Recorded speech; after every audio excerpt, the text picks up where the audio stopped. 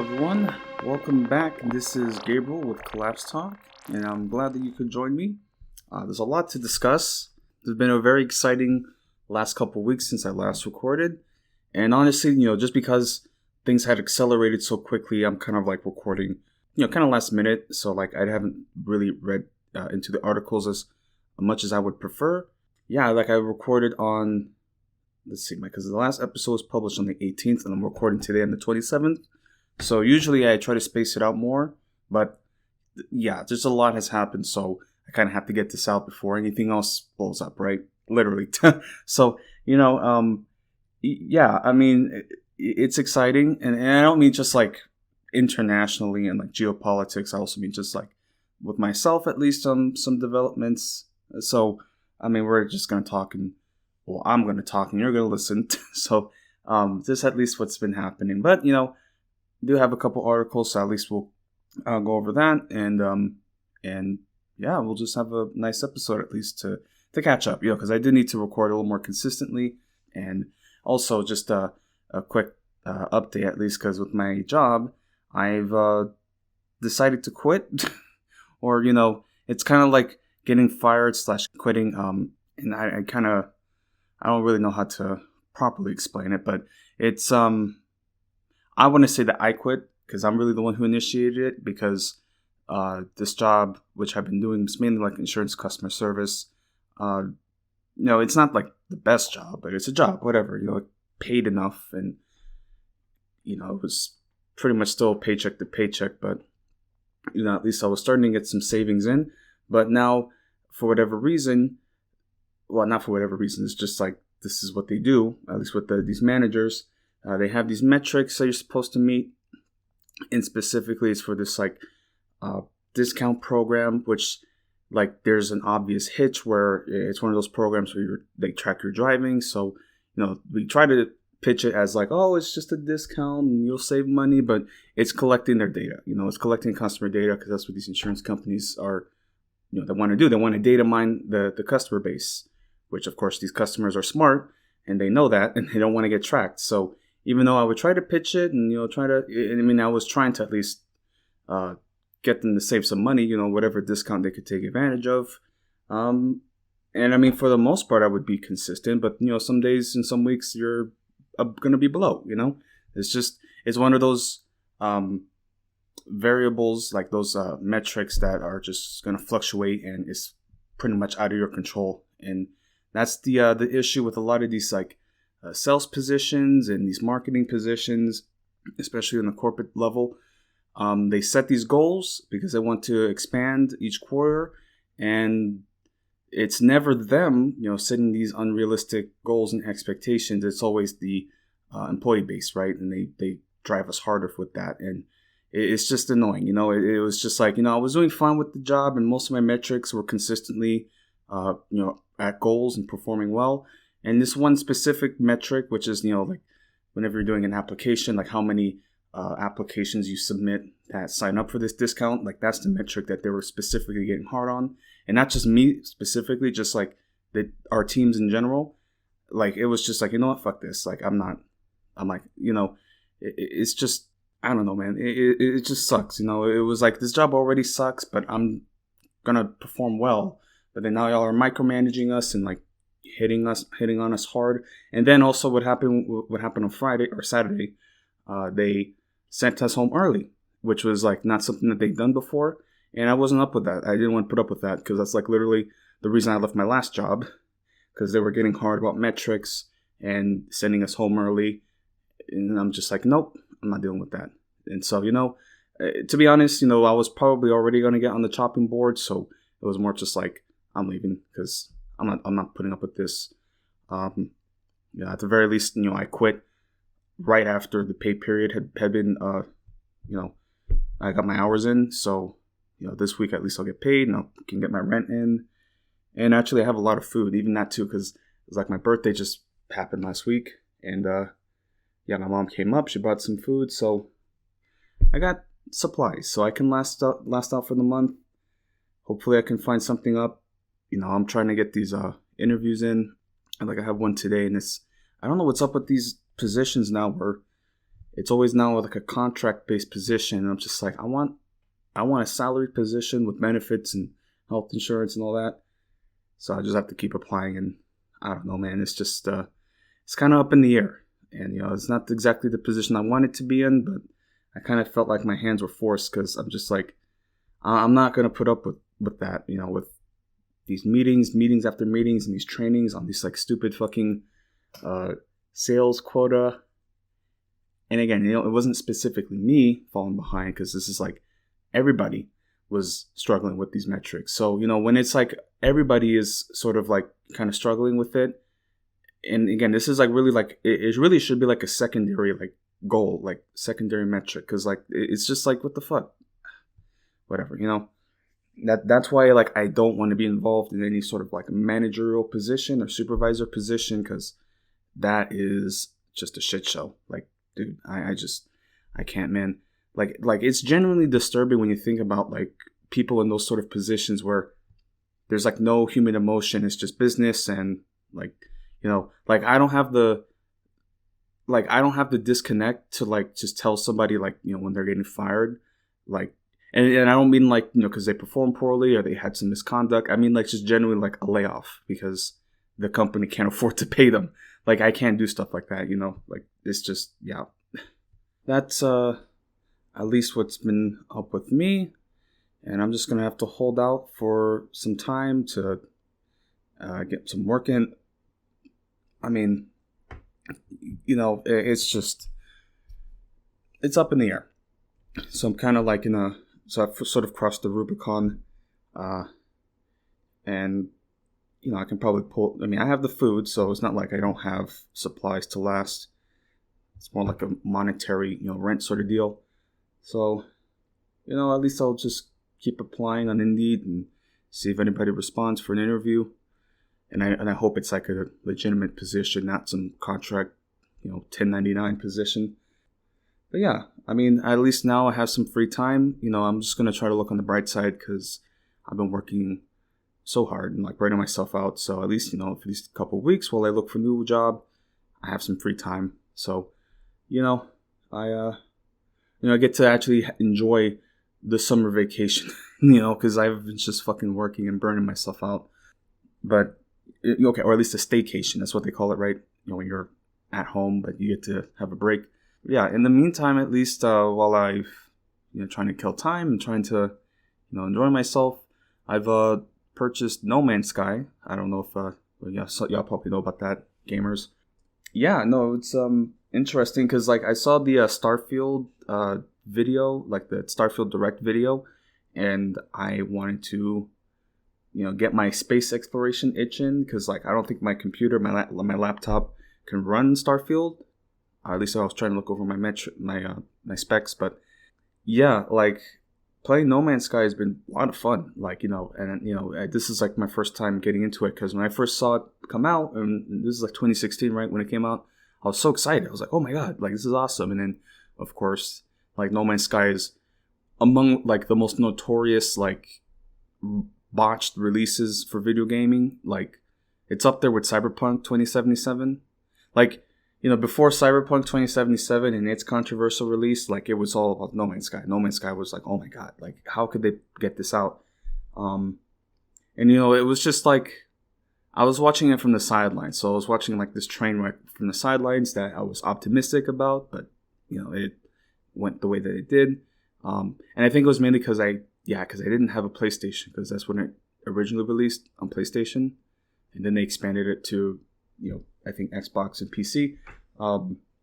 But yeah, now that I've played it, because of course now we've had some time to update it, and they've had some time to make releases and patches and such and expansions, and it's all been free. So like the game is like at a different level now.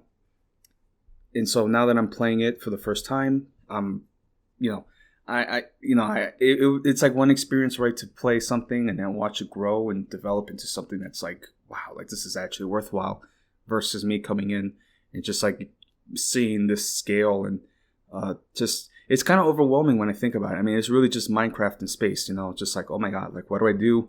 And it's literally like, it's one of those situations where I'm playing it a certain way and I'm like, is this the right way to play it? But it's literally like you do what you want. So if this is how you want to play it, then that's the correct way to play it. So yeah, it's interesting. I mean, I really enjoy it. Like, it's so interesting. I thought, it would get kind of old, like, just going to a planet and like, oh, look at all these weird creatures and all these weird plants and such. And, oh, okay. But yeah, the more I play it, the more I'm like still fascinated. I'm like, wow, like they really thought of everything. I mean, again, we've had like 7 years to expand, different biomes and creature designs and just different features and play styles. So like, there's just really endless opportunities. And I've already like gotten in like 24 hours of playing because I've just been playing it nonstop. But yeah, man, I'm just like, I'm sucked into it. And I think this is what I'm going to need, at least for this downtime while I try to look for a new job, is, getting sucked into this world, which gets me thinking about opportunities for other content that I can release, like Let's Plays and such, which, I kind of did on my Collapse Talk YouTube, but, it just didn't feel right. Like, I feel like I should, if I'm going to do video game Let's Play content, I should do it separately, like on a separate YouTube channel. So that's what I'm going to get dedicated towards. I don't know. I mean, I kind of don't want to start a whole new No Man's Sky game, so I'm just going to, if I start recording, I'm just going to play from the game that I currently have. But yeah, it's interesting. So, it's just an interesting position, at least, this opening part of this episode, just talking about personal updates and plans, because now it's just like up in the air, because like this whole summer I've been kind of like sleepless. I'm like, what if I get fired? What if I get fired? Well, yeah, now I'm unemployed, so I just hope people respond in time.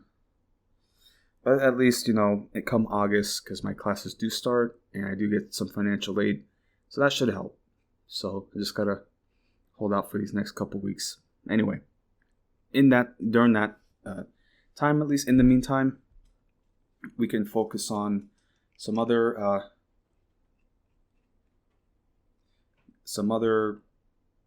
developments and stories. I mean, yeah, there's still a lot to talk about, right? So, yeah, like, where do we even begin? I mean, at first I was going to talk about of course, the Titanic submersible incident, the disaster, really, but also just more like comeuppance. Yeah, I mean, it's a very unfortunate situation, and I was going to open up with that. But then we had another story, which is far more important and historically significant. We've had the Russian insurrection, the PMC Wagner insurrection that occurred, or mutiny, rebellion that they're calling it. Just like a whole 24-hour like gamer moment that they had, where it's just like, I still like, this is something that we're still figuring out. So like, again, this is Russia, right? So they're very secretive. So we're probably never going to know the full story. But this is just one of those moments where everybody was like, what? Like, oh my God, like, this is crazy. And I mean, of course, it's an unprecedented event. Of course, I shouldn't say unprecedented, because I mean, it's Russia. So it's just like, this whole war is just like unbelievable. Like, what is happening? Like, it's just like, for a moment, I mean, like, because, this whole Ukrainian counteroffensive has been underway, and it hasn't been yielding the best results. So, for some time I was thinking this is going to be a flop, and, Ukrainians are going to get killed, and they're just going to grind themselves down. But now this insurrection that occurred within the between the Russian Ministry of Defense and the Wagner mercenary group, it's good. It's definitely a wedge, and it's definitely showing that there are real fractures within the Russian effort to invade. Because I mean, PMC Wagner, they're a mercenary group, they're private contractors, but they are an auxiliary of the Russian military. So I mean, they're Russian speakers, they're the Russian soldiers, ex-military. So they certainly have strong attachments to the country, to Russia. And that's one of the reasons why They kind of cut it off pretty early on because those soldiers didn't really want to start fighting and shooting their own, brother in arms, even though they're different groups. There's the police, the FSB, right? There's the military, and then PMC Wagner is just like a private contractor force. There's reports of them recruiting convicts, rapists and murderers. I mean these Wagner Group's soldiers, like, they're not good. Like, they're fucked up. They're fucking evil. Okay, I mean Russia is pretty messed up, and I don't mean to be like being Russophobic, because I'm very much like not like I'm trying to speak against Russophobia, but let's be real. Like, Russia has a lot of problems, and so the prospect of this civil war, because that's what people thought. Like, holy shit! Like, I mean, Putin made his speech. Putin came out pretty early on, and he was like speaking very forcefully, and people were like, "Okay, that's it. It's on." Like holy shit, what's about to happen? And then they called it off. I mean, the Wagner soldiers, they took over Rostov-on-Don, which was it's a southern military. It's the headquarters of the Southern Military District. It's a city of 1 million people. They took it over. And like, it was so crazy watching some of those footages and like the people just like this is why I love Russia, because like they see tanks and soldiers rolling by and they're like, oh, this is fun. Like, hey, Dmitry, get some vodka. Let's watch this. Like, it's just like, like street workers, they're just going about their business. They don't give a shit. They're like, nobody's shooting, right? Like, oh my God, it's just so funny. Like, they were, and then once they called it off, once they called the truce, and the Wagner troops moved out, like, they were cheering, the civilians were cheering the Wagners, the Wagner troops. Like, what is happening? Like, they were just like, they were giving them food. Like, so I'm just interested to see the implications of this, because like, there's only so much that you can keep away from the public. And like, of course, Russia, they're the political and military establishment. They're going to try to fabricate their own stories to try to, appease the public and put them at ease. Because I mean, like, still, like, even though this was like in terms relatively a minor military insurrection, and I mean minor because like it's not like it was pretty serious. I mean, it could have been a lot worse, right? I mean, but still, like, they shot down a couple helicopters. They shot down an airplane, like a transport plane. So, like, people died, like, in this like 24-hour period. And those Wagner troops, like, they really cut off the military and the police. Like, yeah, man, it's just crazy to think about. And like, they had a whole convoy within like 200 miles of Moscow, the outskirts of Moscow, a city of like 13 million people. I'm just like, what is the thought process here? Like, oh my goodness. So, again, we're still trying to figure this out. And I'm certainly not like an OSINT, open source intelligence person, or any sort of like serious military analysis. I'm not too familiar with the Russian regime and the establishments there. But it's just like, it's just fascinating to speculate, to see like what's happening. And this is still something that's ongoing, because Putin made an announcement yesterday, or just like a short, like 5-minute speech. He's been making a lot of speeches, so he's acting very erratic. He's flustered, to say the least. I mean, who wouldn't, right? And at first, the truce that they called off, they said that they were dropping the charges against Prigozhin, who is the founder, or one of the co-founders of the Wagner Group. He's been big. I mean, again, for those who have been at least following this conflict, especially these like OSINT military analysts, they've been posting a lot about Prigozhin even before this, because like he's been the one orchestrating the capture of Bakhmut, or it's still an ongoing battle. So the Bakhmut battle isn't over, but the Wagner Group oversaw. I don't know what to say. It's like Wagner or Wagner. It's just whatever. I'm saying Wagner. They took over Bakhmut with heavy losses. I mean, this is like a horrible battle. So like heavy casualties from the Wagner Group, and also like part of the reason of this dispute between the Ministry of Defense and the group is logistic support. which they were saying was uneven. They weren't getting the proper weapons or the air support, because I guess the Wagner troops are a little more like, because the Wagner troops, they're like proper like full-time soldiers versus the Russian military, which is at this moment, I mean, they have seasoned troops, but a lot of them have also been conscripts and just like regular guys, right? Because they are on like partial mobilization. So yeah, so the military cohesion operation within the proper regular military versus the Wagner Group is a bit uneven, and you would imagine that the regular military, the Ministry of Defense, they would feel a bit envious of that. I mean, again, like this is the thing that is just like still kind of hard to wrap my head around, at least with the Russian military, because it's still very segmented. I mean, it's run by like military districts, and then each district has like a operational officer or general, and he controls a certain number of troops in that unit or in that region. I mean, it's very much like we have our centralized command structure versus in Russia, where it's very much segmented. Each general controls their units, and there's actually like they're not as coordinated with each other. It's not like there's US Com, right, and then there's like SOCOM or just other different command groups. Again, like it's a very different command structure, because our military structure is for the full-time like imperial global outreach versus Russia, which is purely just for their own borders and their immediate spheres. So yeah, and Russia, at least through this war, they've had their issues and their troubles, and they're slowly trying to get a grip on it.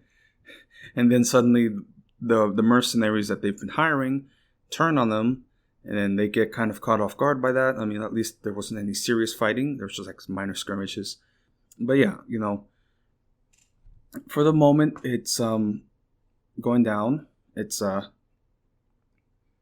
I don't know. It's like still one of those things where it's like evolving. I think Prigozhin, he's very much going to face some trouble, because you don't do something like this and just like walk away from it. You don't cross Putin and walk away from that. So especially in this manner, I mean, who knows, man? 'Cause some of these Wagner troops, they're relocating to Belarus. Lukashenko, they're saying that he at the last minute intervened and made a compromise. And the whole, I think, dispute really was that there were rumors that the Wagner Group was to be disbanded, and then that's why they rose up. Or, actually, no. So there was rumors of it, and then, supposedly, allegedly, they had a missile strike on one of their camps. And then that's what instigated the attack. And that's where Prigozhin, started the insurrection and started taking Rostov and moving on to Moscow. And it's kind of crazy. I mean, it's just like, it just moves so fast. And so like people are speculating that the US might be involved, or the West.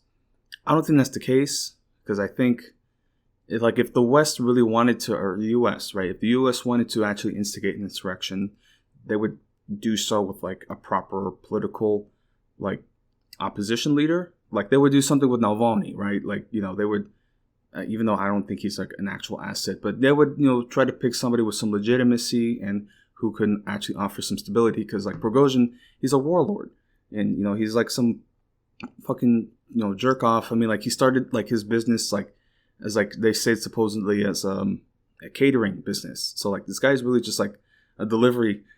He's literally just like a glorified like delivery mogul who for some reason entered into like security and mercenary industry.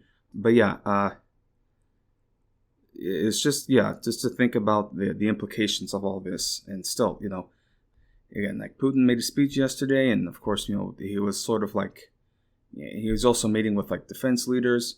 So people have been talking about Putin before this, being him being a bit unstable, which I wasn't really seeing. It was just mainly, I think, people just like saying like, whatever. But now that this has happened, because again, like even like the most like experienced like Russian analysts, like this was like something unexpected. Because I mean, of course, it's kind of expected for like the military and like the the mercenaries to have disputes and have their issues. I mean, that's going to be with every army, right? Every military engagement operation. But in this instance, they've actually come to blows, and they've actually, at least, temporarily had an insurrection. So who knows, like, what can happen. And, when people are talking about Putin being unstable or rational actor, like, at least now with this, it's sort of like, okay, like, I can see it now, because, like, I don't know what the thought process is here, what's going on. Again, Putin is a very calculated sort of individual, so yeah, who knows the reasons, who knows what's happening. And again, talking at least about the defense ministry, because the main, at least targets that Prigozhin has had of the Ministry of Defense have been against the defense minister, Sergei Shoigu, I hope I'm saying that right, who Prigozhin has been calling out a lot, quite a bit. And, again, I don't know these figures and like their personalities, but I would just imagine that given that it's like the defense ministry, the army, they're basically like, they're Putin's right hand, especially for the military. So if like these people are in charge of the military, it's because Putin likes them and they're yes men or sycophants or whatever. Like they've done something to earn his respect, and so they're in charge of this influential institution. I mean, it's the military. This guy's Putin is a dictator. Let's just be real. He's a czar, and he's going to ensure that control and security. And so the people who are in the military and the Secret Service, the police, like they're going to be in Putin's right pocket. So that's just the fact of it. So so Prigozhin was calling for Sergei Shoigu to be arrested or deposed. And after all of this and the compromises that have supposedly been made, Shoigu is still in position. He's still very much in the good graces of Putin. So, like there's not really any changes happening, at least administratively. But, I mean, dude, like, who knows what's going to happen? I don't know. Prigozhin, I don't know what's going to happen with him. I don't, because I mean, they said initially they were dropping it, but then now Putin made again his statement again yesterday, where he's saying the orchestrators of this insurrection will face justice. So chances are, I mean, he didn't say it by name that he was going to charge Prigozhin, but yeah, I think he's getting the chopping board. So who knows what's happening? So yeah, man, it's crazy. I mean, like, it's like to think about it this way, like. This would be as though because people are talking about like, oh, if, Mexico or if the United States invaded Mexico, which is like, I don't think it's a good analogy for like this. I would say something more like Canada, because I mean, at least Canada can fight back in a way, not as effectively, but certainly more effectively than the Mexican military. So like, imagine if the US and Canada got into a war, and then we hired Blackwater, right? I mean, they're going to do their fighting. And then suddenly Blackwater, having their disputes with the U.S. military, decides to rebel. And then they take, say, like Pittsburgh or Philadelphia, and they start driving onto fucking Washington, D.C. Like, this is like, what? Like, this is, like, dude, that's crazy. Like, holy shit. Like, crazy. Like, And then, like within a 24 period, after shooting down a couple helicopters and an airplane, they're just like, well, let's just go home. It's just like crazy, because like, some other world leader just intervened and made a compromise. Like, I just don't, I like what? So I mean, this is me just riffing about it. I do have an article at least just so I can read a little bit, but there's a lot to unpack. There's a lot to analyze. And now, at least with this development and really crisis, because I mean, like, this isn't over. Like, it's not done. Like, this is still very much, there's a lot of things moving in the Russian government that we just don't know about. Because, I mean, they already have enough on their hands with this, like, Ukraine offensive, which is, now starting to make some gains because of this disruption. But, yeah, man, it's crazy. And, just the thought of like Russia, imagine if they hadn't made a compromise and like the war actually, like the civil war actually went ahead. Like, oh my God, like who knows what Russia would have looked like right now? Like, dude, that's really scary to think about. Like, I was like shit posting, right? And we're just making memes about it, but like genuinely this was concerning. Like, it's just like how do you even like have something like this happen? Yeah, it's So at least, I'm going to try to follow up from BBC, just some pointers about this, just some updates, at least from the comments that Putin made yesterday. So here, just to read some quick notes.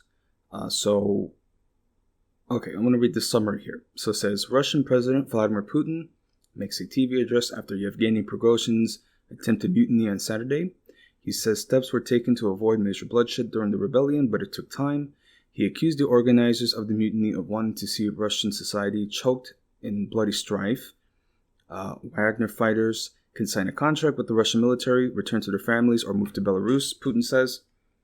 Prigozhin agrees to leave Russia for Belarus after calling off his troops. His current whereabouts are unknown. The head of the Wagner Group recorded an 11-minute audio message after leading Saturday's mutiny. In it, he says his men headed to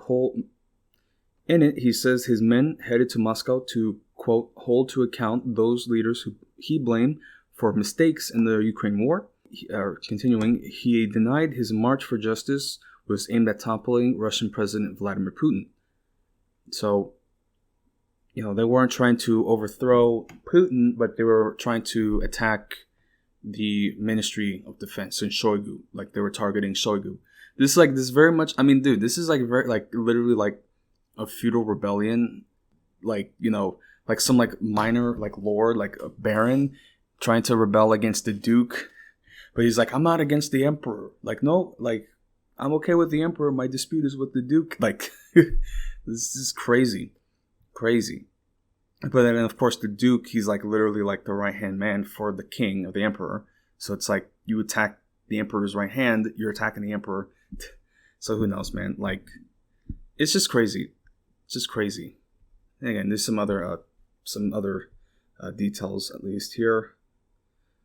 Right. So here again, just reading from Vladimir Putin at least. Russian President Vladimir Putin released a pre-recorded speech in which he accused the West of wanting Russians to, quote, kill each other. He praised the Russian people for their unity and told Wagner fighters that they could either move to Belarus or sign a contract with the Defense Ministry to remain in Russia.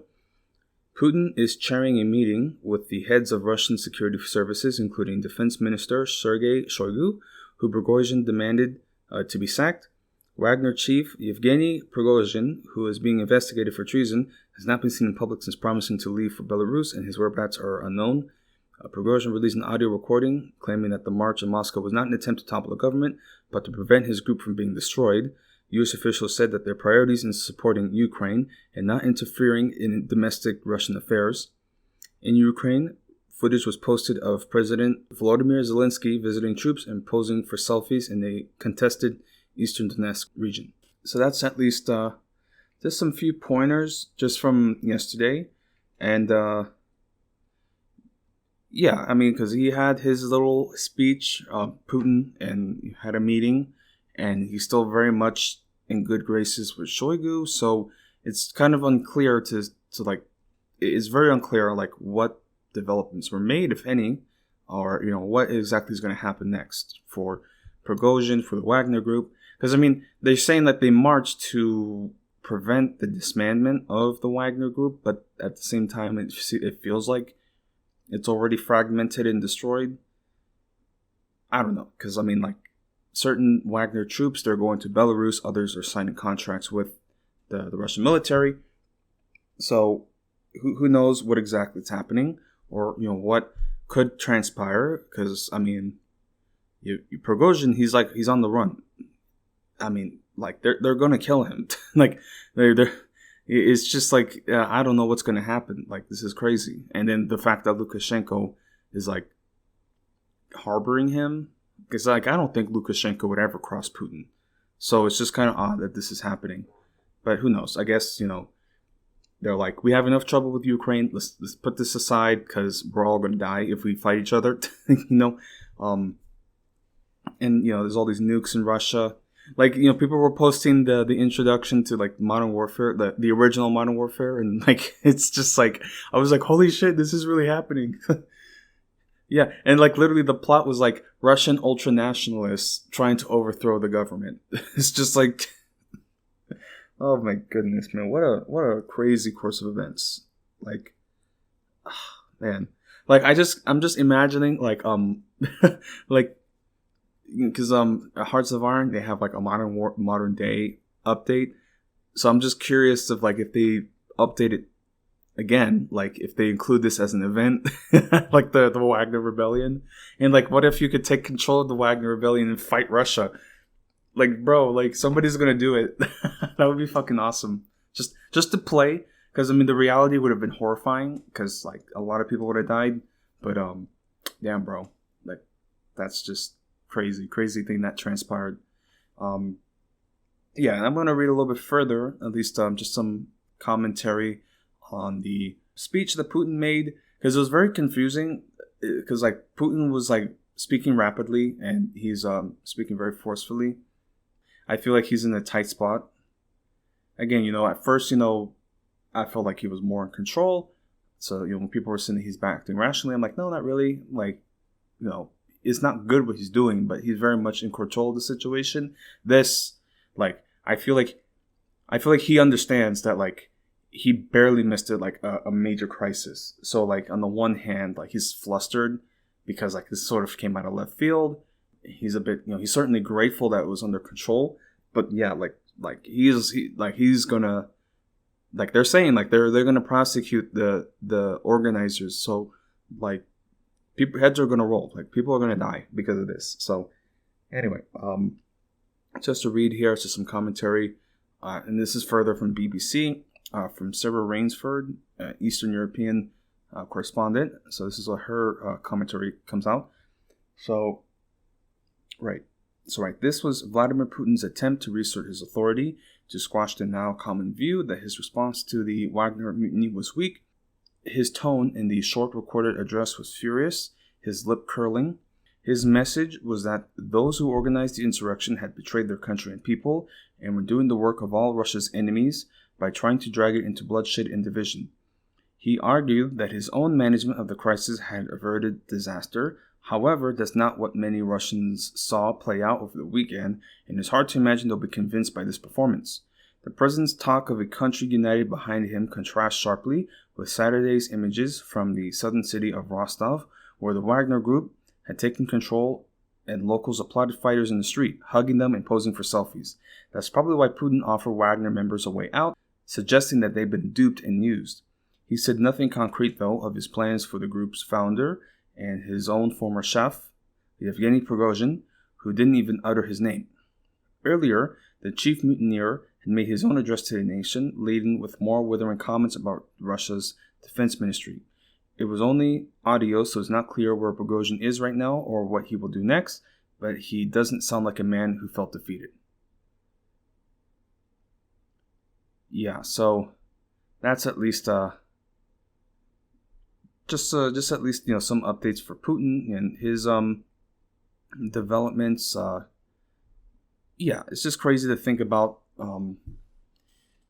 It's just crazy to think about what could have happened if they didn't have control of the situation, if they didn't come to some sort of deal or compromise. Because, like, I don't think the Wagner Group would have had any possibility to, fight. I mean, they mainly had those early successes because they caught people off guard.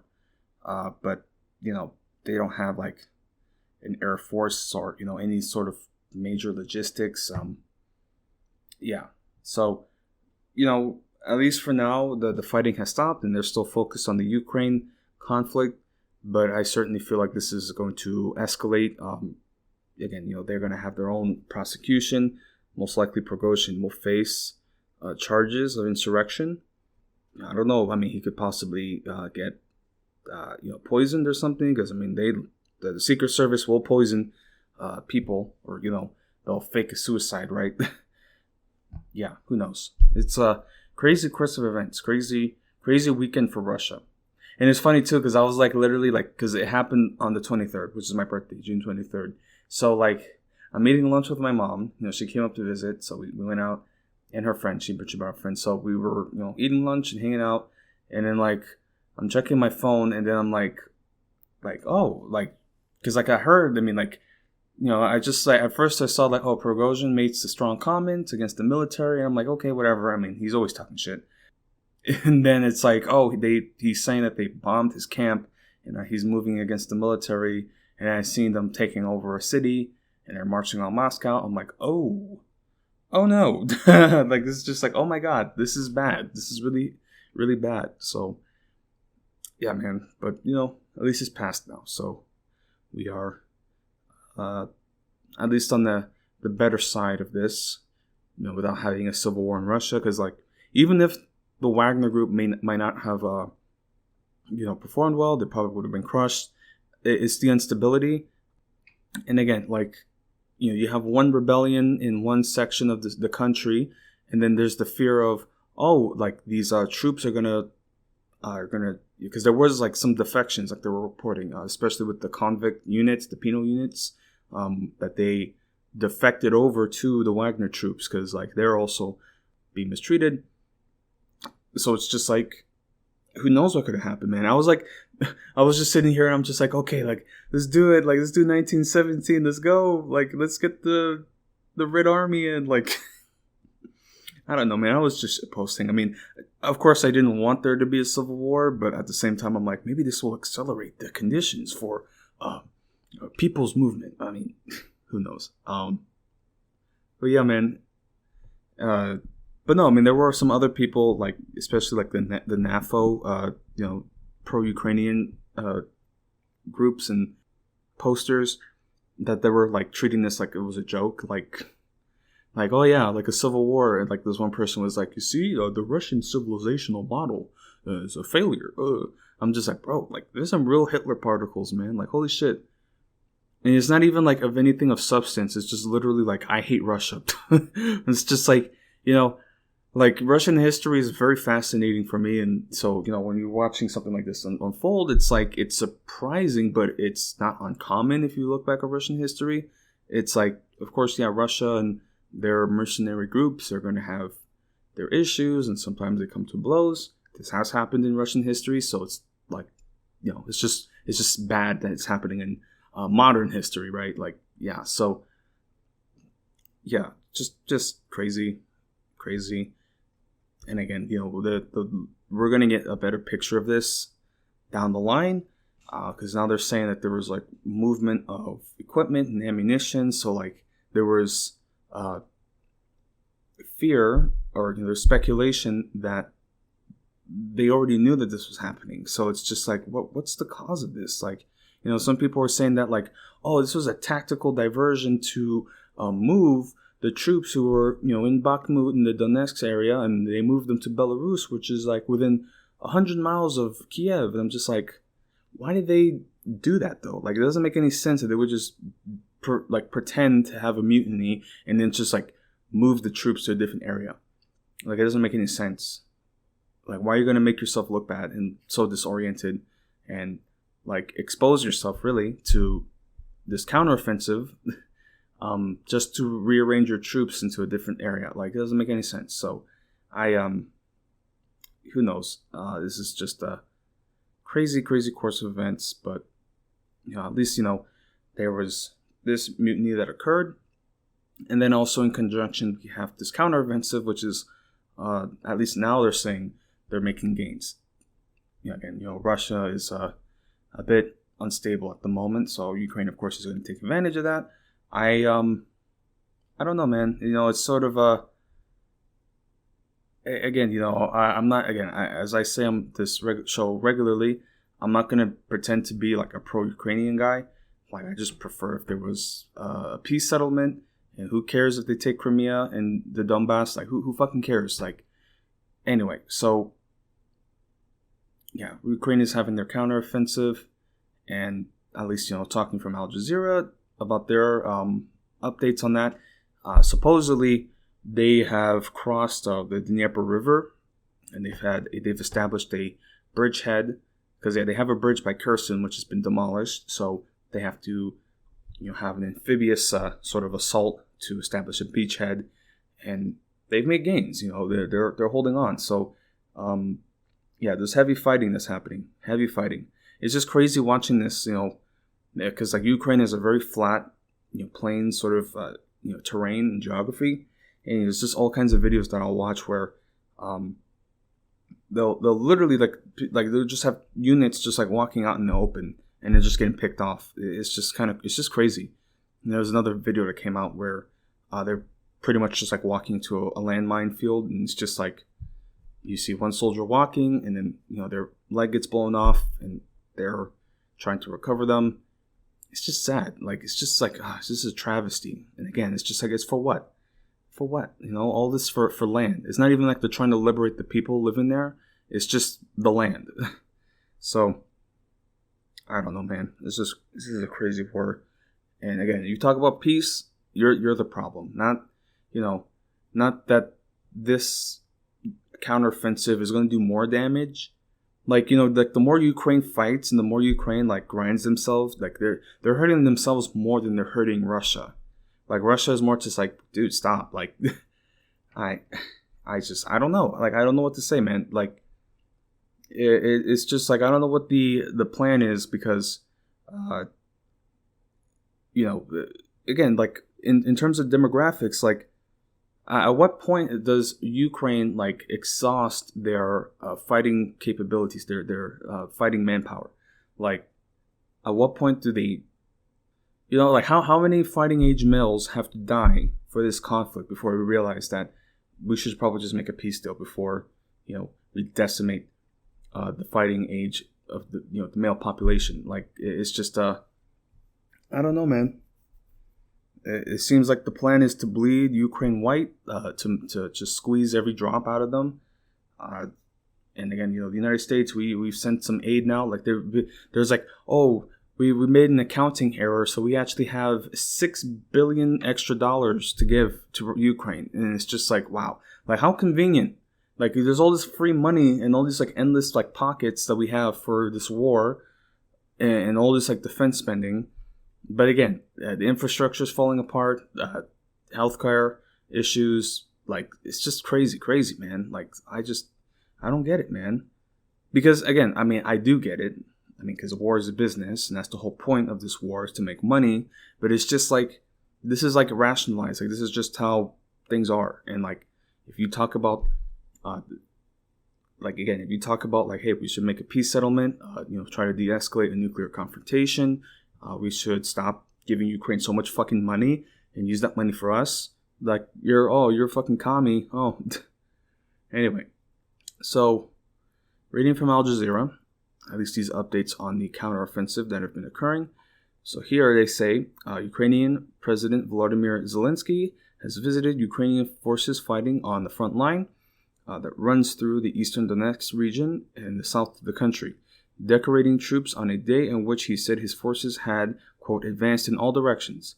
In an upbeat message to his nation after visiting the front lines, Zelensky said, "This is a happy day. I wish the guys more days like that." Quote, it was a busy day, a lot of emotions. I was honored to award our warriors, to thank them personally, to shake their hands, Zelensky said in his nightly video address, which was released in the early hours of Tuesday.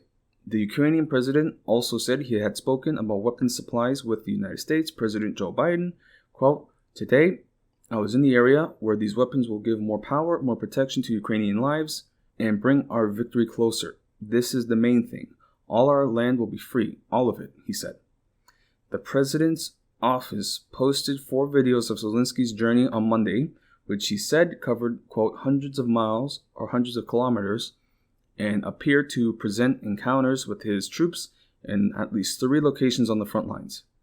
The Ukrainian leader's interactions with his forces and positive comments on Ukraine's ongoing counteroffensive contrasted starkly with the turmoil in Russia following the short-lived weekend mutiny by the Russian Wagner Group's mercenary forces.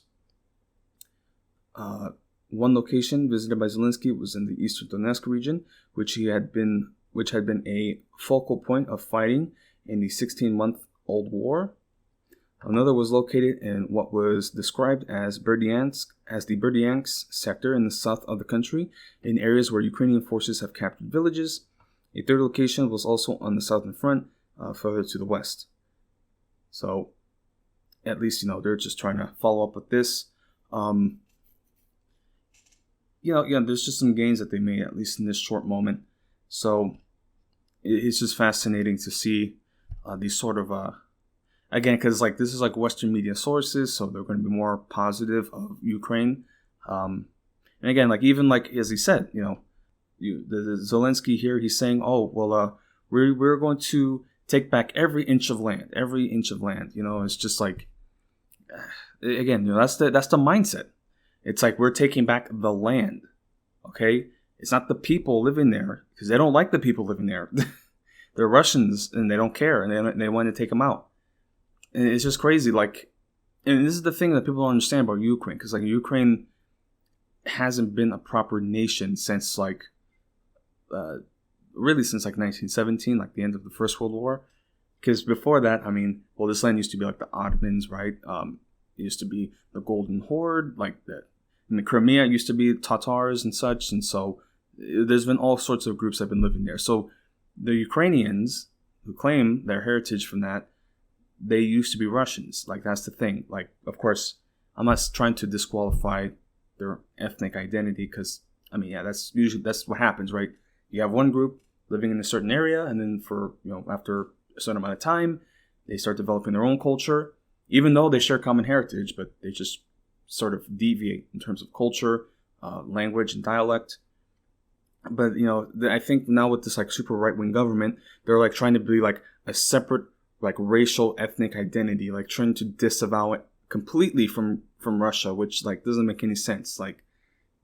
So it's just, it's weird. It's just weird to see the propaganda, and really just the Russian hate, this, really what it's boiling into. It's just Russian hate. As again, as we said, they want to take back this land that historically has always been majority Russian. And their idea is Russia invaded these lands, which is true. They conquered it, but it's they didn't conquer it from Ukrainians. They just, whatever. It's just, I don't know. It's crazy just to see these rationalizations and the propaganda. Again, it's ultra nationalist right wing propaganda. So it's why would I, as a leftist, sympathize with this really ultra ethnic nationalistic sort of talk and dogma, and it's just crazy. There was this one again, because there's all these talks about them being Nazis, and they do have a Nazi past and Nazi links. There was this OSINT poster on Twitter, and he's finally speaking out. He's I just want to make some comments. I don't know why they keep using this they call it the Balkan Cruise, right? The cross symbol, the German army cross symbols. It's I don't know why they're using these cross symbols. It's very obviously linked from a Nazi past, and because it is it's literally from Nazi Germany, the Wehrmacht, right? The Einsatzgruppen, right? Because they moved through Ukraine, and there were Ukrainian nationalists who collaborated with them. So that's literally what happened. So why why would they? Why would, in a region that had historically seen major collaboration by right-wing nationalist Ukrainians, anti-Russian nationalists, why would they continue to use the Nazi symbols? It's just man, what a mystery. And then and again, it was just this comment from this OSINT poster, and then he wasn't deliberately a NAFO poster, but he was adjacent. But then when he posted this criticism, because it's very obviously a Nazi symbol, you have all these NAFO folks, the Doge posters, oh no, but you see, because all these other militaries use the same cross, and oh my god, it's just it's bro, if you're using a swastika or some sort of Nazi link, iconography, you're probably a Nazi. It's just crazy to me whenever there's somebody who's just again Like they're like somebody's trying to see like the best in it. They're trying to be like optimistic. Like, I don't want to think that you're a Nazi, but why are you talking anti-Semitic points? Like, it's just crazy. Like, I saw this other criticism video of the alt history YouTuber What If Alt Hist, the history guy, obviously like right wing alt right, pretty much like Nazi sympathizer. And there was this critical video on his like recent like communism like critique video, which like critique is not even like the appropriate word to use because he's just talking out of his ass. Like, this guy, like the What If Alt Hist has like 400,000 followers. Like, it's really like upsetting to see how easy it is to be a right-wing grifter, and like you don't even have to like have anything of substance. You're literally just confirming your viewers' bias, and then it's just like, wow, great, subscribe, Patreon, like just like crazy. Anyway, so, I mean, yeah, What If Alt History, in his critique of communism, calling it a religion, he starts making comments about, for whatever reason, Judaism, secular Judaism is closely linked with, and, this is a reflection of their Judeo principles, and it's just like, whoa. I'm like, oh my God, like, he's really saying it, like, holy shit. Like before I was just like kind of iffy because I'm like, this guy's an alt-right guy, but he's more of like when there's like an alt-right to the neo-Nazi pipeline, he's more like the beginner, entree, like appetizer of that pipeline. But no, man, this guy's like going straight to the fucking, oh, this is cultural Bolshevism. Oh, like, holy shit, like this is like actually a Nazi talking point. But he's saying like, no, it's secular Judaism. Like, anyway, and so this is what he was saying, and then the person who was critiquing him, and this is Freda, from YouTube, Freda, in his critique, he's saying, I don't want to think that What If Alt History, that dude is a real Nazi, even though he's making like pretty like deliberate comparisons between Judaism and communism, which is a historically famous, Nazi ideological point.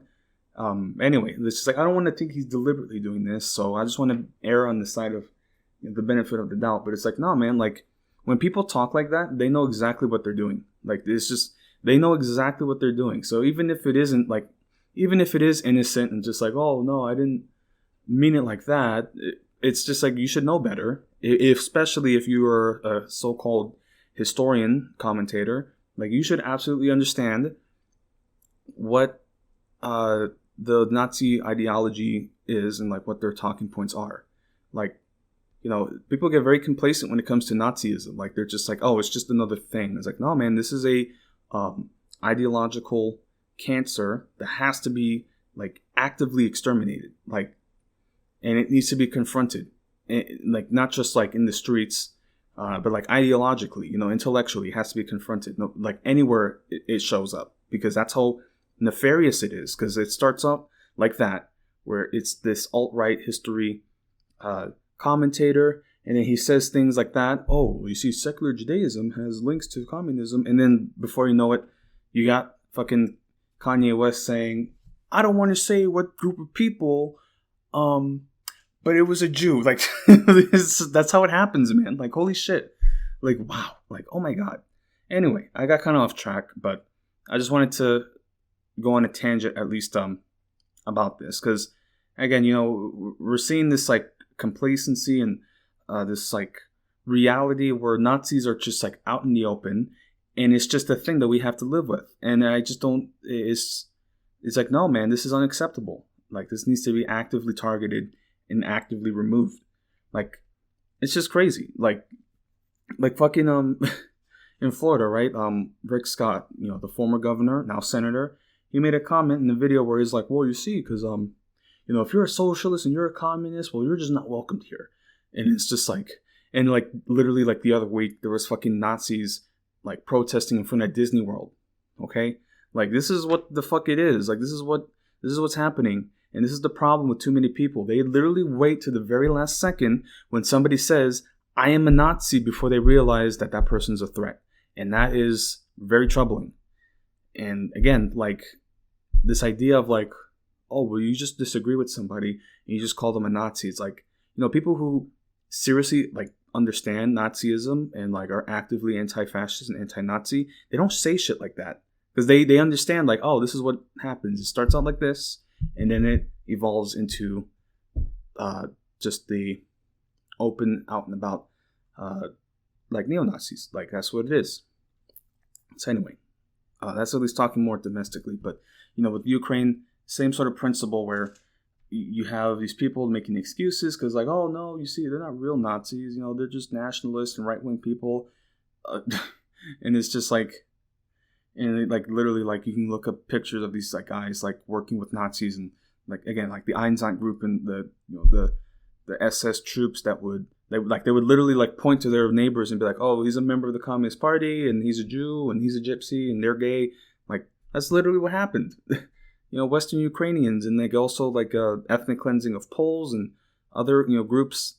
And again, in Ukraine, it's very divided demographically. Again, like this idea like of these like they're ethno-nationalists where like there's one nation that needs to be in control of a specific ethnic group. Because like Ukraine, like every country in the world, is divided between different groups. So, they have Russian civilians and ethnic Russian civilians who are Ukrainian. Like they're Ukrainian citizens, but they're treated like second-class citizens because they're Russian. Because Russia has this, and again, this is like another aspect where it's like anti-communism / anti-Russian. So like they have this hatred of the Soviet Union, but of course the Soviet Union is no more. So then they transfer that to just Russia, even though like the Soviet Union was meant to be like a multinational, multi-ethnic socialist republic. So it's just like, again, they're just trying to find a target because that's they're the us versus them mentality to justify their control and their power. Because as we have this Ukraine war developing, and of course it's a stalemate. I mean, they're talking about, we made some gains and we're advancing, but it's like, but how long can you continue that? Like, do you actually have the supplies to maintain that? Do you have the manpower to recoup those losses? Again, the United States, we just approved like a $500 million aid package. Again, just like we just keep dropping money, just give them more money. But it's like, but after a certain point, it's like, okay, but can Ukraine sustain this? Like, how long can Ukraine sustain this? Of course, Russia, they had their issues. So, before this happened, I was unsure, but now, like, who knows?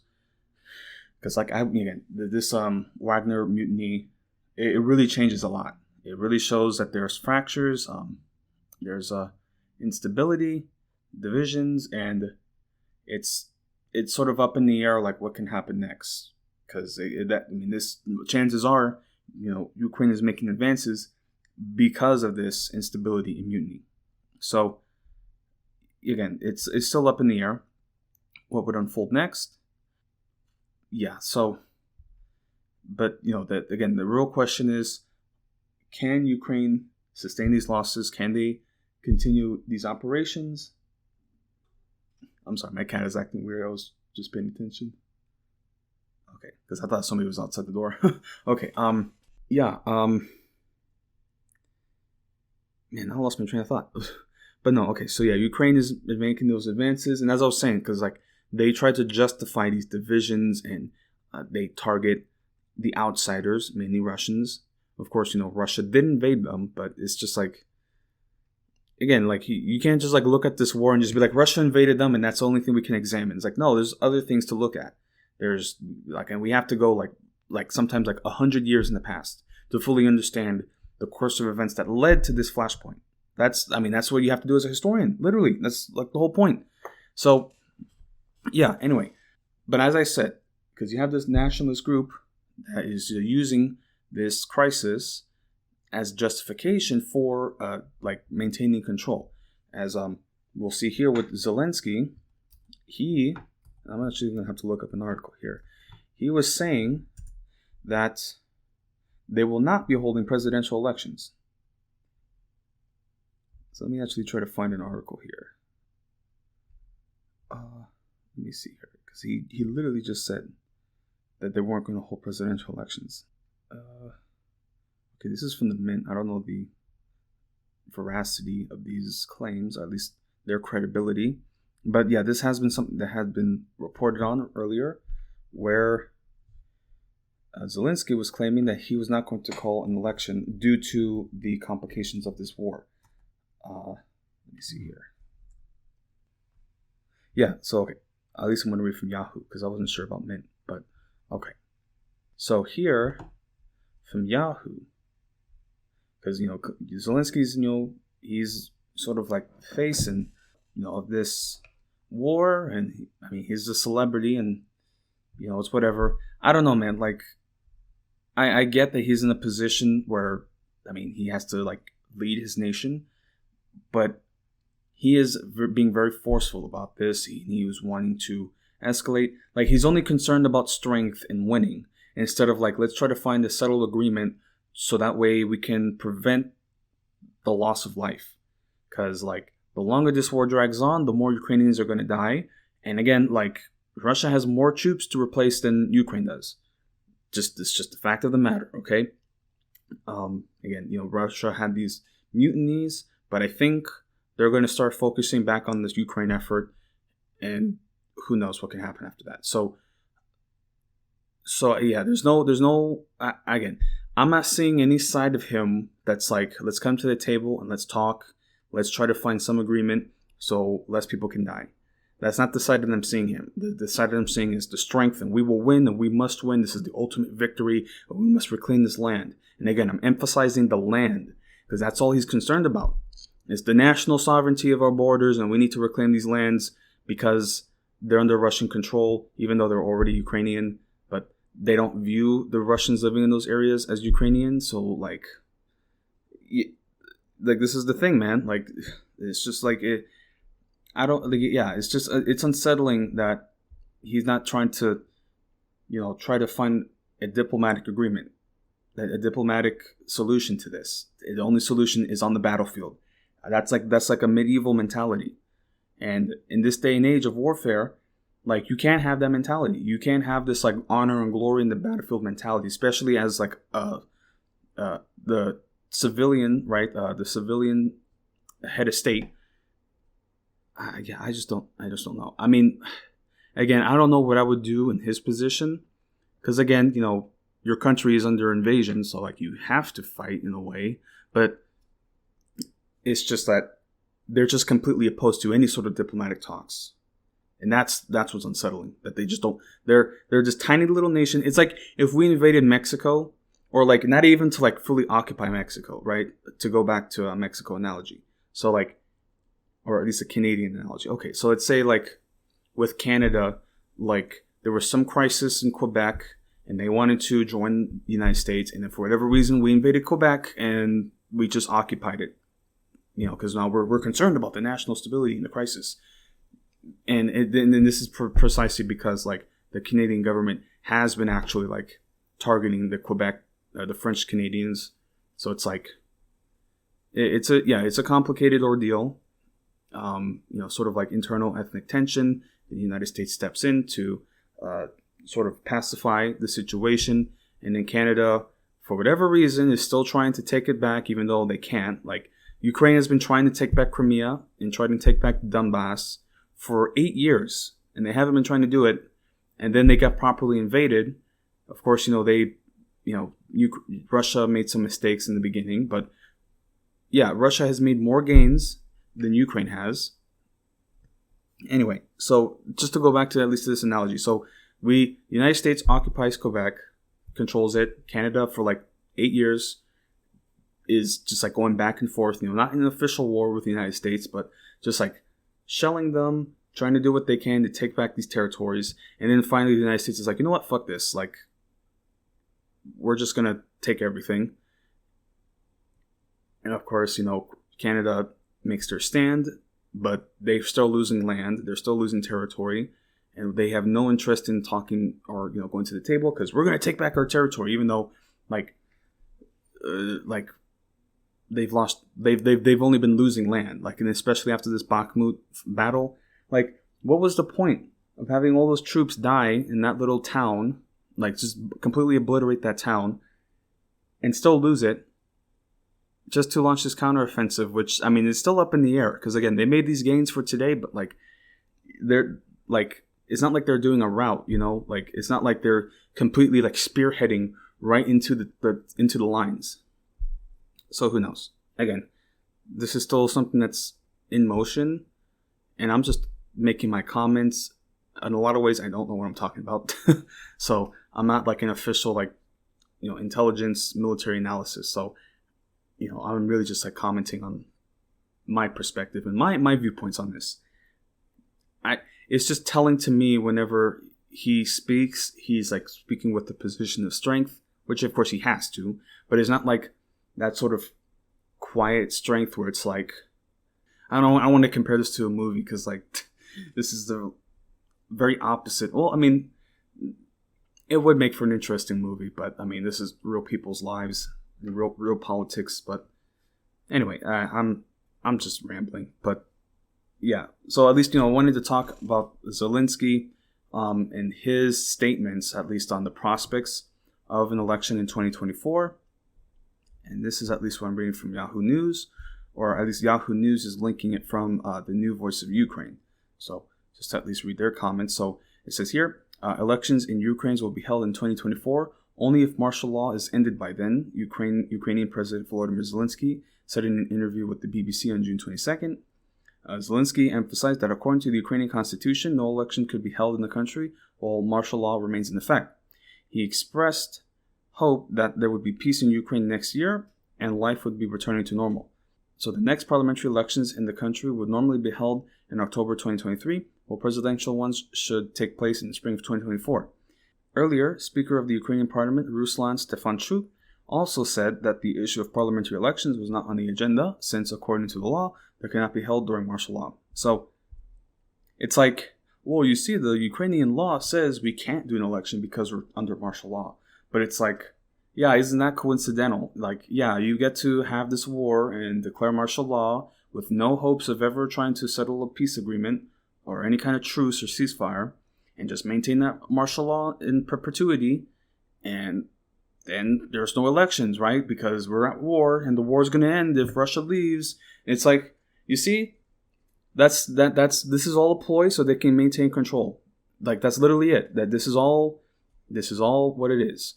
They're talking about we're going to take back every inch, and they mean it. They're going to keep this war going until they take back every inch, which is not going to happen. Like, it's just not going to happen. Like, I'm sorry. I mean, again, this military offensive is still very much in the early stages, but, like, it is slow. It is so slow, and it's a war of attrition. That's what it is, essentially.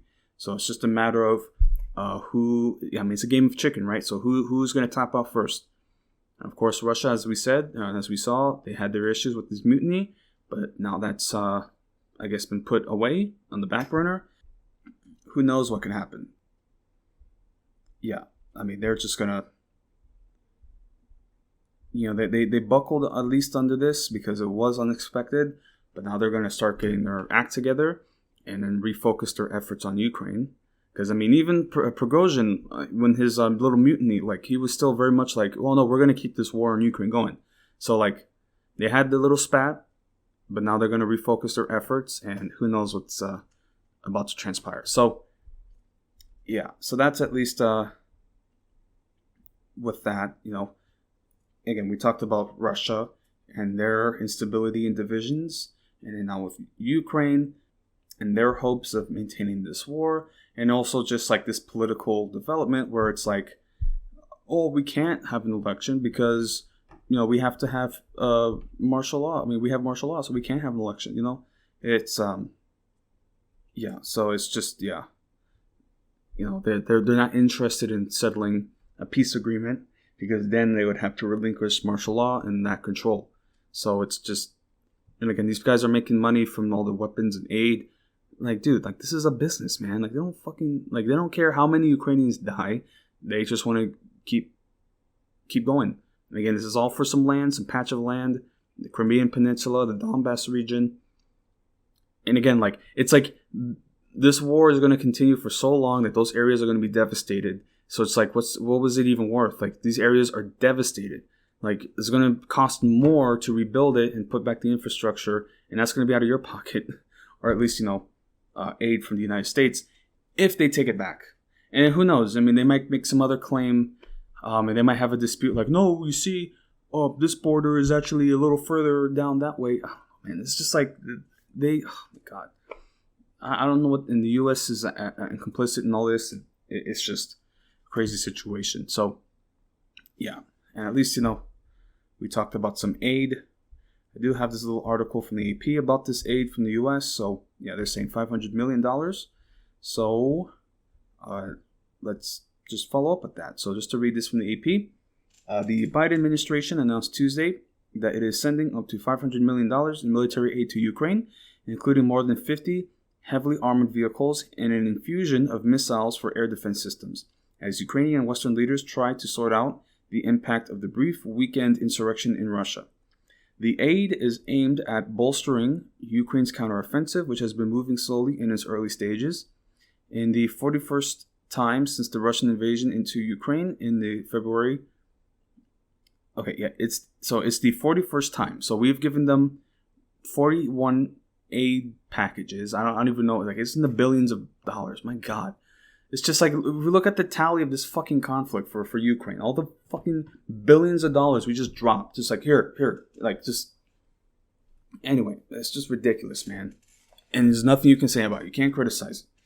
So, yeah. So, it's the 41st time since the Russian invasion into Ukraine in February 2022 that the U.S. has provided military weapons and equipment through Presidential Drawdown Authority.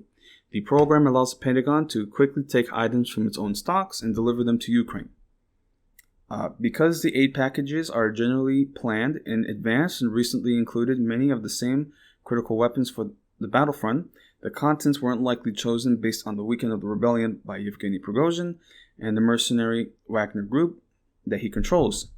It isn't clear if Ukrainian forces will be able to take advantage of the disarray in the Russian ranks in the aftermath of the short-lived revolt. But the missiles and heavy vehicles can be used as Ukraine tries to capitalize on what has been a growing feud between the Wagner Group leader and Russia's military brass, with simmering questions about how many of Prigozhin's forces may leave the fight. The mercenaries left Ukraine to seize a military headquarters in the southern Russian city, and moved hundreds of miles towards Moscow before turning around after less than 24 hours on Saturday. And then here, some further here. The Pentagon, in a statement, said the U.S. will send 30 Bradley fighting vehicles and 25 of the armored Stryker vehicles to Ukraine, along with missiles for the High Mobility Artillery Rocket System, or HIMARS, and the Patriot Air Defense Systems. The package includes javelins and high-speed anti-radiation missiles, demolition munitions, obstacle-clearing equipment, and a range of artillery rounds and other ammunition. Okay, and then here it's some other things, just to at least read and see numbers. Read these numbers. So according to the Pentagon, the U.S. has delivered more than $15 billion in weapons and equipment from its stock to Ukraine since the Russian invasion, and has committed an additional $6.2 billion in supplies that haven't yet been identified. The more than $6 billion extra is the result of an accounting error, because the military services overestimated the value of the weapons that they pulled off the shelf and sent to Ukraine over the past year. More broadly, the U.S. has also promised to send more than $16 billion in long-term funding for various weapons, training, and other equipment through the Ukraine Security Assistance Initiative, and an additional roughly $2 billion in foreign military financing. The U.S. has at least $1.2 billion in drawdown authority that hasn't yet been committed, but will expire at the end of this fiscal year in September 30th. The remaining $1.9 billion in the USAI fund does not expire until the end of the next fiscal year in September 2024. So there's all those billions of dollars that have just dropped on this war. And it's not like cash, but still, like Jesus Christ, man. All that money, my God. And it's still, there's no end in sight for this war. Again, like, it's just so easy for people to say, well, this war can end when Russia leaves. And it's like, well, are you going to kick them out? They're right there. Try to kick them out. Like, it's just like, it's ridiculous, man. This is a stupid war. I mean, all sides are being stupid. I mean, this would be so much better if like there would be peace. But I mean, sometimes, with diplomacy, you have to come to reality where your position is untenable. So like the Ukrainians, they want to take back every inch, but it's a fantasy. Like, how are you going to do that? Like, you haven't done it for 8 years, and then now the proper war has started, and then you lost more land, and then you're having this counteroffensive, which, like they were saying, like, oh, this counteroffensive isn't performing as we had expected. It's like, yeah, because it's failing, and they took advantage of the disarray from the mutiny. So sure, take advantage of that, but they're gonna refocus their efforts, and it's just gonna continue like before. And then there's also talks about like the nuclear power plant and these other developments, because they blew up the dam. So it's just like there's all sorts of things happening now, and I don't know. I mean, again, this is just a crazy conflict that doesn't need to be happening.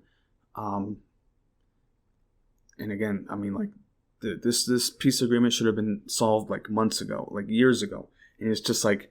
Yeah, how convenient. No, there's going to be no elections because we're in martial law. And it's like, okay, but how long do you plan to do that? I mean, shit. Like, dude, like the United States, we literally had a civil war, and Abraham Lincoln, it wasn't as though he was like not making his own moves. I mean, like he suspended habeas corpus. I mean, he censored all sorts of opposition leaders and like jailed people. So like he definitely took advantage of that crisis, as you would in a civil war, a political crisis like that. But we still had elections during that time, during the U.S. Civil War, So it's just like this idea of like, oh, well, we have military law and militia law, and so we can't have an election until...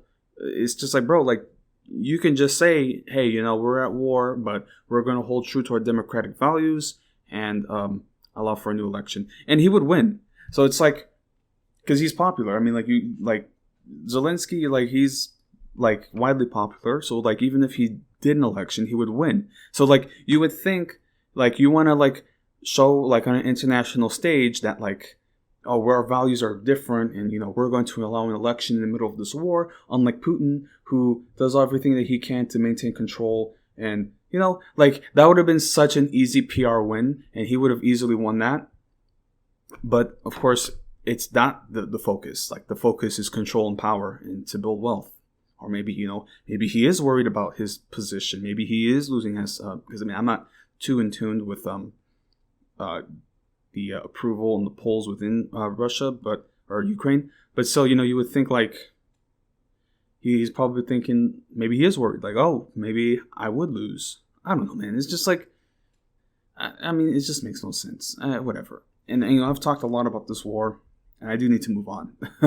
But yeah, that is, at least with the Ukraine conflict, and that was just like a big segment to open up with, because this whole mutiny, it really just threw a wrench into everything, and they're still trying to figure out and like reconsolidate themselves. So this is still very much a developing situation. Again, Prigozhin, he's most likely going to get chopped. Like, dude, like you don't do stuff like this and then just walk away from that. Like, nah, man, like you don't cross Putin and keep your life. So yeah, and then of course, then the Ukraine offensive, which they're making some gains, but it's not like there's a complete rout of the Russian forces in the front lines. So again, this is something that we have to watch unfold.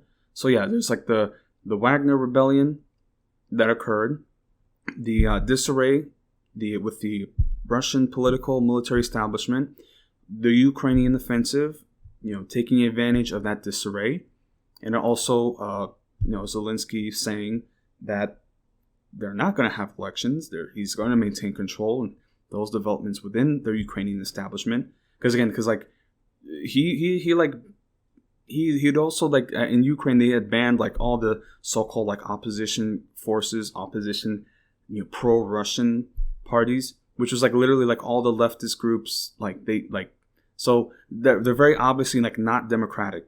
Okay, they're not. So yeah, man, this is all crazy just to watch it unfold. And still, like who knows what's going to happen? Because I mean, soon enough, we're going to roll into the next year, in February, and who knows what's going to happen between that time from now till then, especially within Russia.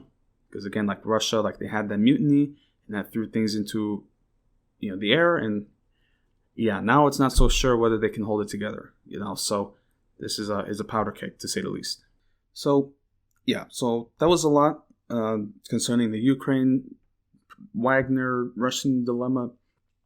And that's pretty much because whenever I do these shows, I divide between different segments: the international, domestic, and natural world and phenomenon. So at least that's what I'll talk about mainly for the international segment.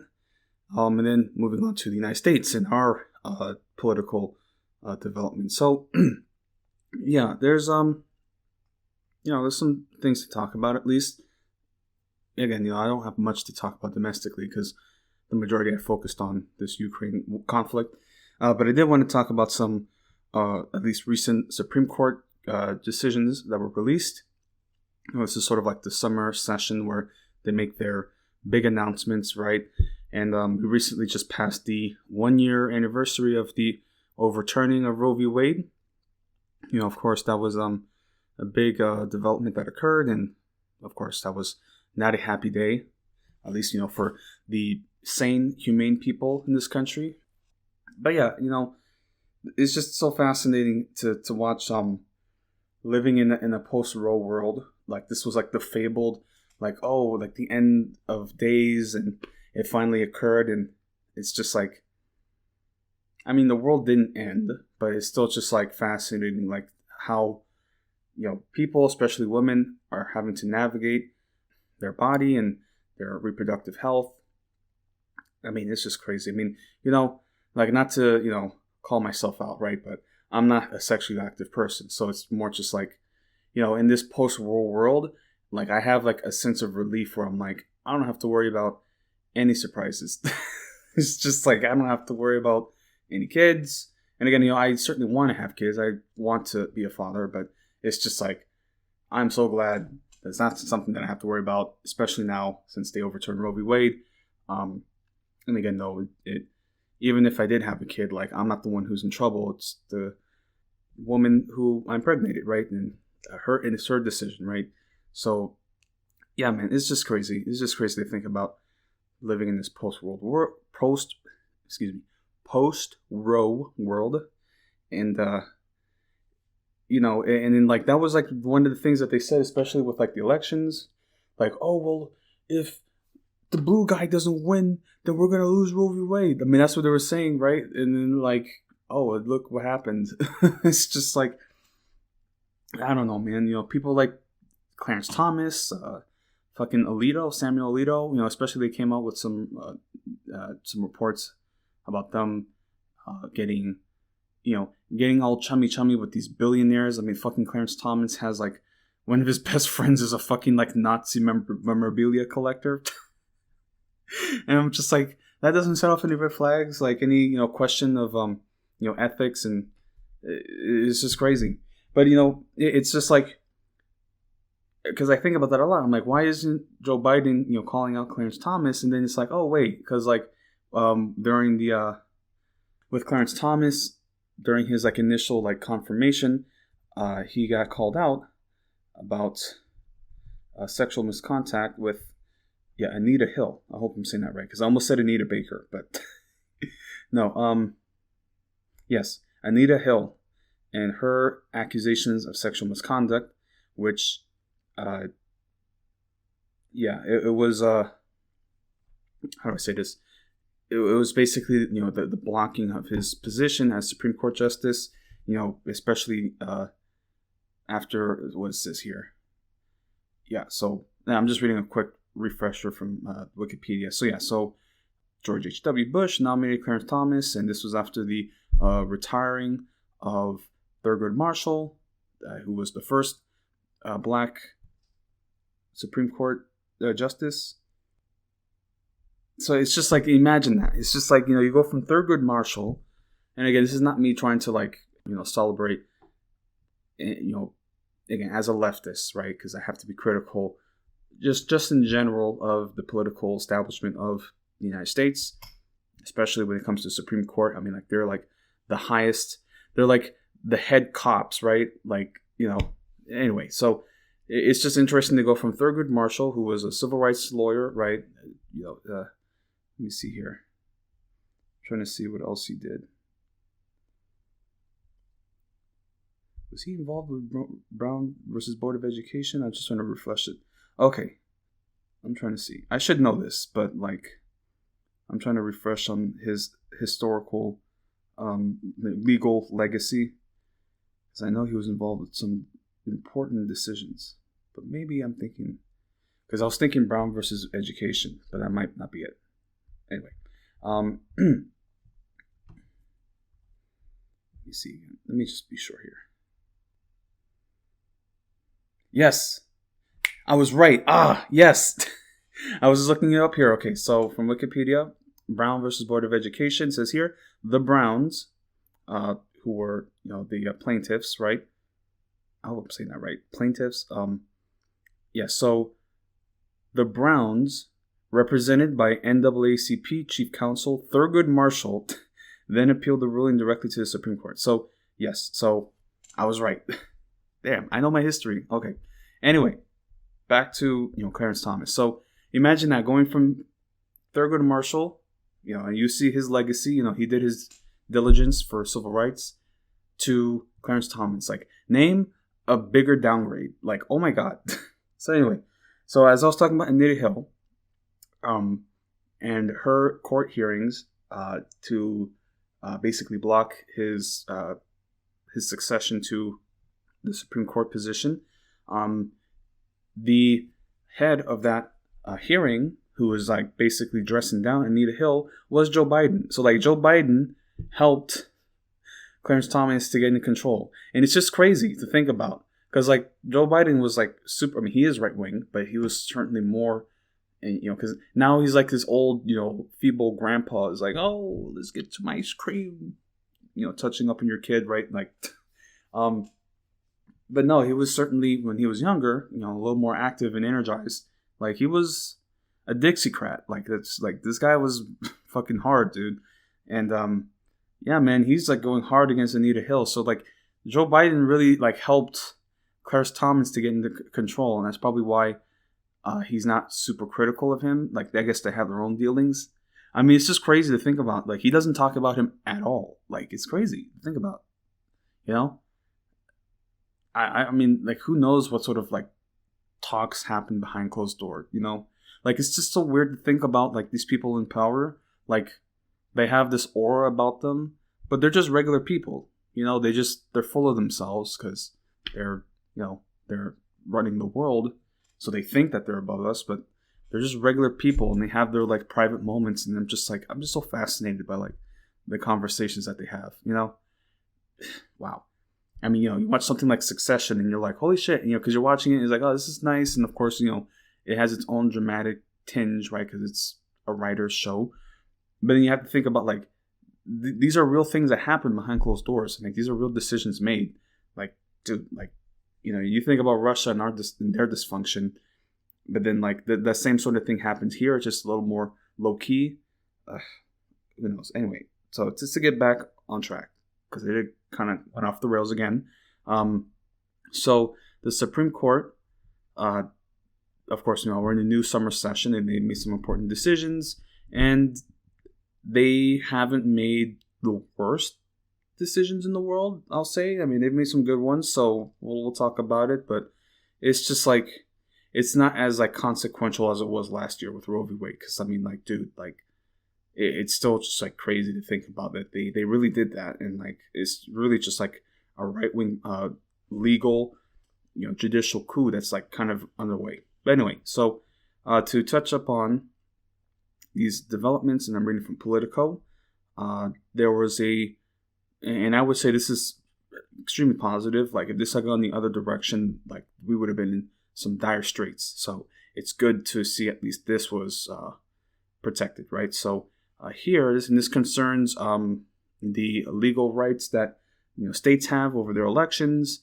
This is sort of a North Carolina sort of rule or appeal that was made, because their idea was that they wanted to make it so that North Carolina, they wanted to make it so that they have complete control over the elections and setting the laws.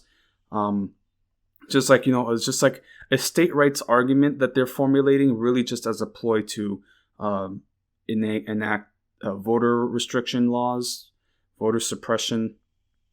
Yeah, so that was really like the whole point, or at least their plan. But just to touch up on from Politico, in the Supreme Court ruling against it, they overturned that. So yeah, so at least just to read this. So it says here, right, so Supreme Court denies state legislators the unchecked power to set election rules. So this is the decision that was made, so they can't appeal this any further.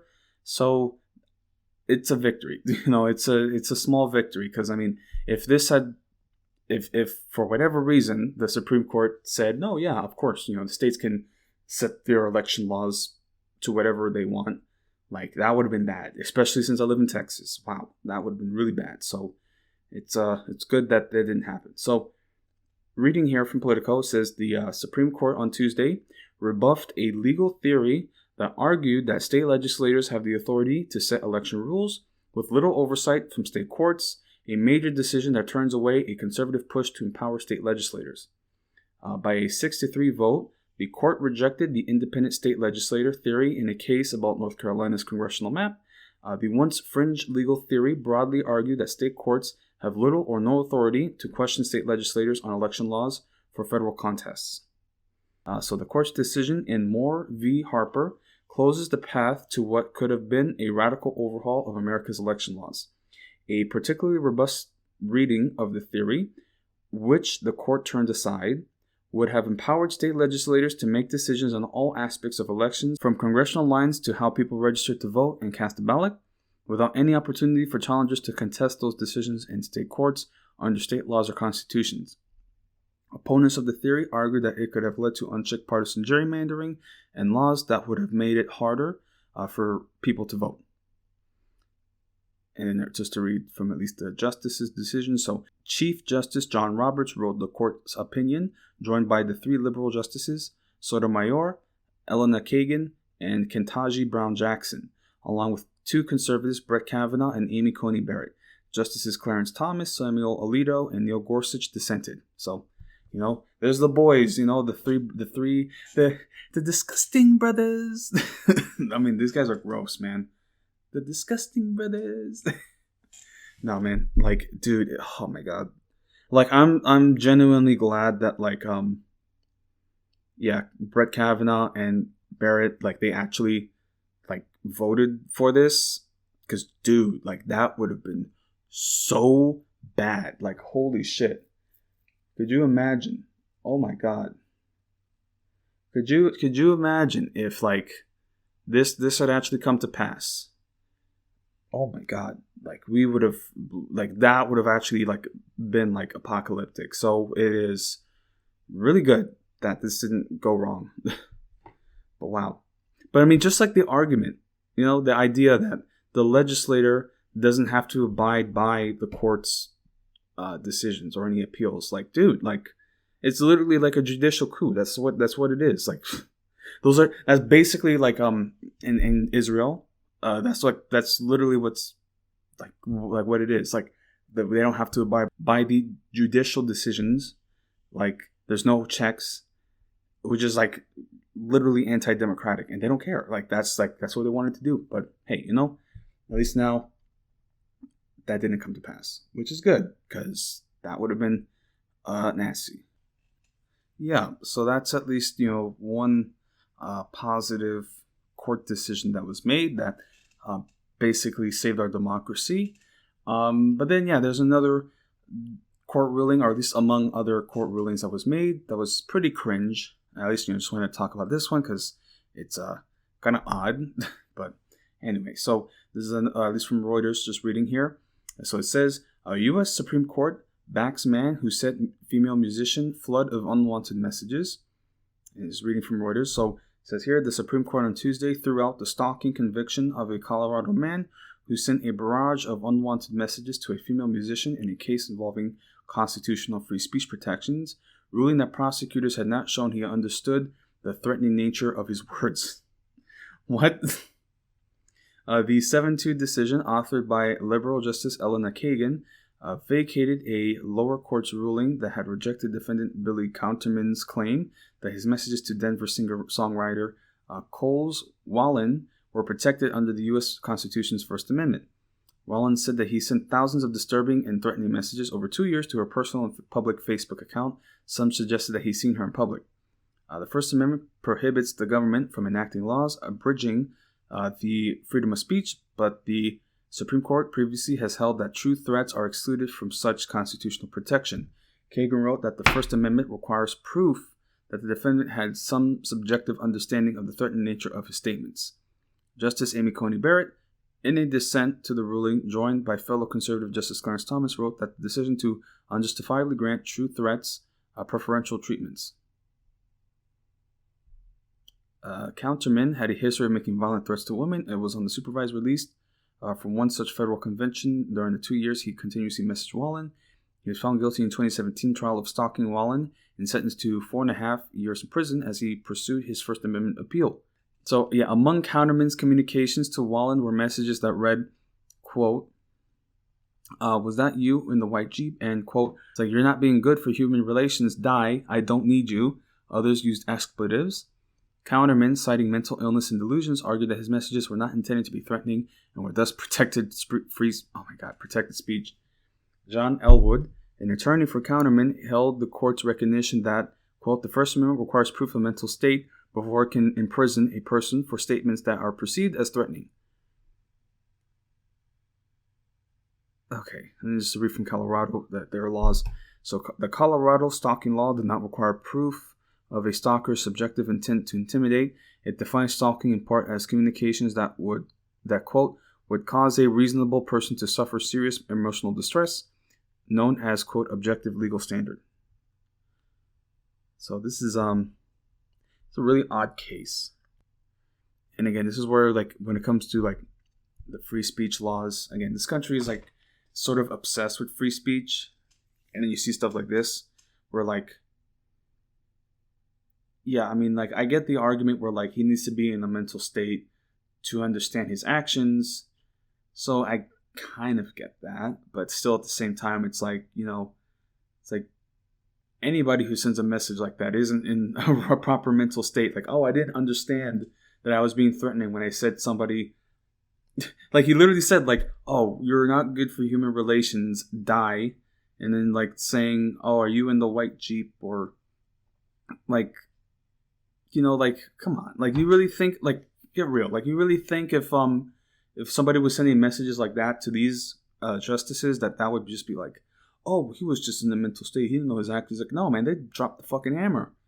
So, I mean, who cares? I mean, I don't give a shit anyway. I mean, it's just like, it's just interesting. You know, we had like one ruling that's like, oh, yay. And then this is just like, oh, cringe. Like, again, like, this is what I mean about First Amendment, you know. And again, like, it's like, yes, free speech on paper, like, yes, you should allow that. But then you have situations like this where it's like the semantics of it, and it's like, well, this and that, and blah, blah, blah.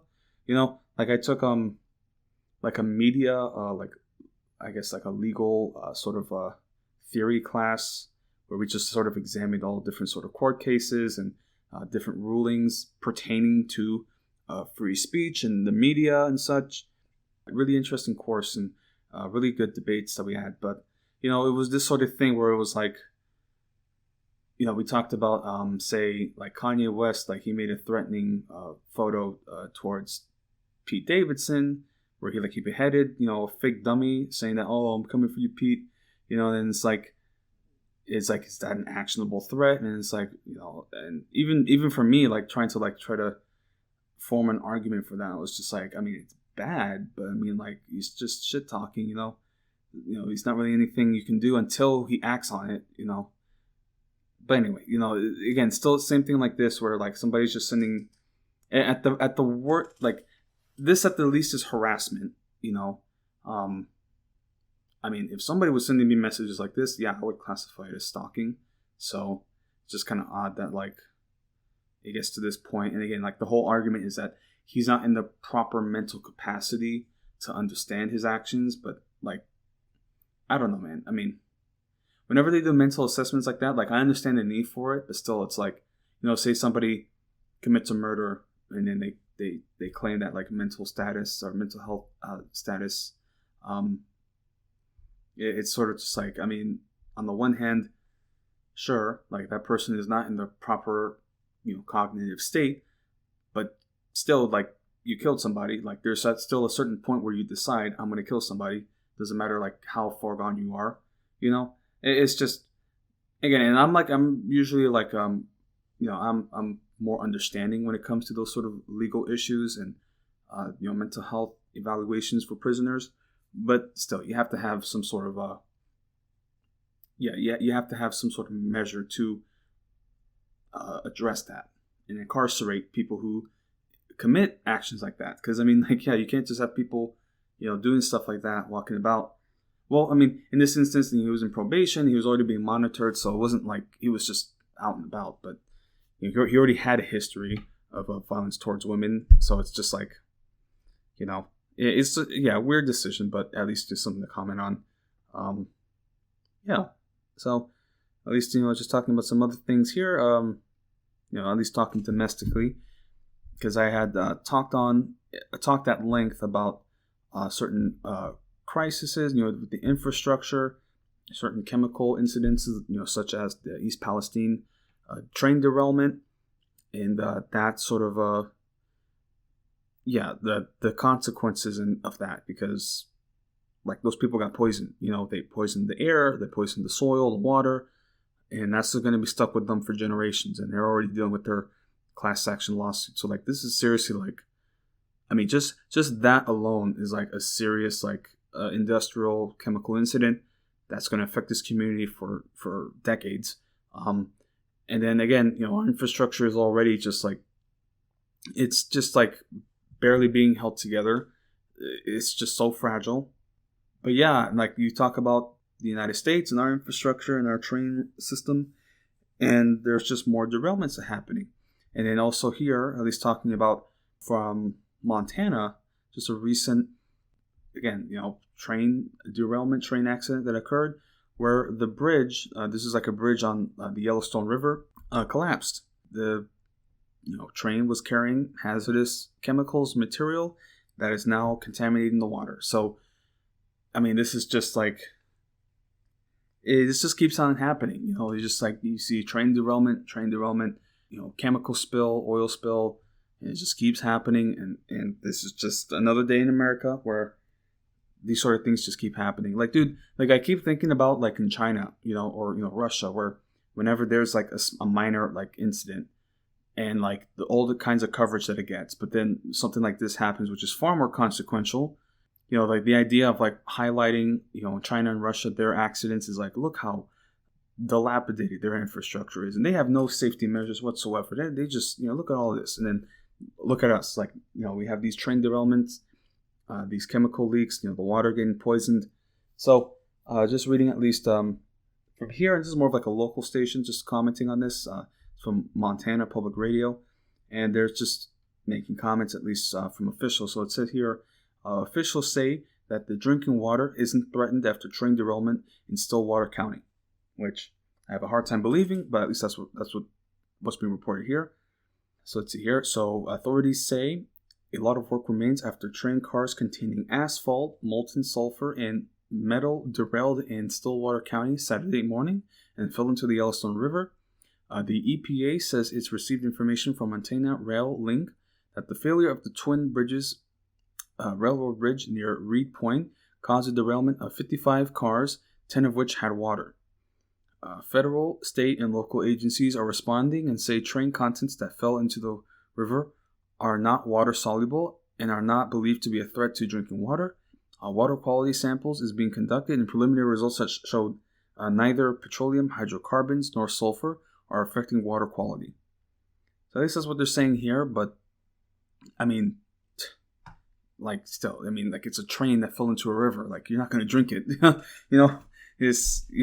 In a morning-afternoon press release, authorities say Montana Rail Link is working to find different track routes to avoid supply chain disruptions caused by the derailment.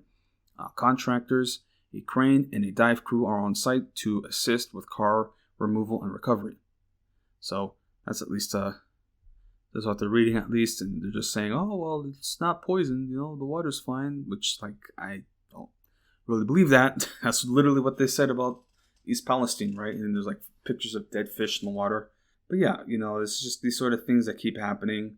And again, it's not even like okay, yeah, sure, the water isn't getting poisoned, but like this fucking bridge just collapsed. Like, dude, that's like, and this is Montana, man. It's sparsely populated, so like, yeah, if a bridge falls, then yeah, like that's gonna have an effect, But yeah, this just keeps happening, man. It's just like, oh, look, another bridge in America collapsed. Oh, look at that. Yeah, man. I don't know, man. This is so ridiculous. Like, we literally wait until like either nothing gets fixed in this country until it's too expensive to ignore, or like a lot of people die. It's just like, it's like there's no foresight. And again, we just went over the Ukraine budget, the military aid, like billions and billions of dollars just dropped in that. But like, we can't even bother to fix our infrastructure. It's just ridiculous, dude. Unbelievable. And I don't mean like infrastructure as in, the trains and, we talked about I-95 in Philadelphia. There's also in terms of the power grid, which, I live in Texas, so our power grid is not reliable. It is just not reliable. I at least thankfully live in a county that isn't on the ERCOT grid system, because there are concerns about power outages. I mean, we're now entering into the dead of, we're about to get into July, and the heat is getting on us. Like, it's, let me see here actually, because like some of these heat indexes are going up to like 117. Let me see here. So tomorrow supposed to be a high of 101, which could easily, with the humidity, could get up to a heat index of 117 or 115. No, 101. So that's a heat index of like 112. So it's usually like about a 10-degree difference. So with like all the humidity and all the pressure and moisture in the air, like it's an extra level of heat. And like, dude, like it's so hot, like even in the mornings, it's like, I fucking hate the humidity so much. Oh my God. Like I just can't stand it. Because I want to be more active. And I'm like, every morning I wake up, I'm like, yeah, I'm going to go for a walk and I'm going to, get some sunlight. And every time I wake up, I'm like, I can't do it. Like, it's even when it's like 80 degrees or, 80, 90 degrees out, before the peak heat hits, it's just like, I can't do it. Like, I can't even go out to walk for like 30 minutes because like I get soaked in sweat. And I just hate that like muggy feeling of like being all sweaty and like the air is literally like moist. Like, ugh. I can't deal with it. And that's why I stay inside a lot. So I need to get more into like calisthenics and like push-ups and sit-ups and stuff. But I also need to get some sunlight, so I'm trying to like walk outside every once in a while. But dude, it's just like in the summertime, like I'm just stuck inside. I don't want to go out. I don't want to go anywhere. It's just like you can only go out at night, and even then it's still fucking hot. Oh my God. Anyway, but just talking at least about the Texas system and our grid, and then watching also like the supply grid, and like it's just fascinating to me watching like the grid system and like how close we are between like the supply and demand. Because like I think at the narrowest, I'm trying to see like where the narrowest point is, but at the narrowest, which is around I'm trying to see these hours, which is around 2 to 3 a.m., which is like those peak heat hours, the supply, okay, so the capacity, right, for the grid is at 89,000 megawatts, and the demand is at 79,000 megawatts. So just shy of like 10,000, like just shy. And it's just like, we're just like getting close. Like, it's just like, it keeps edging, and it's just like, oh, like it's concerning.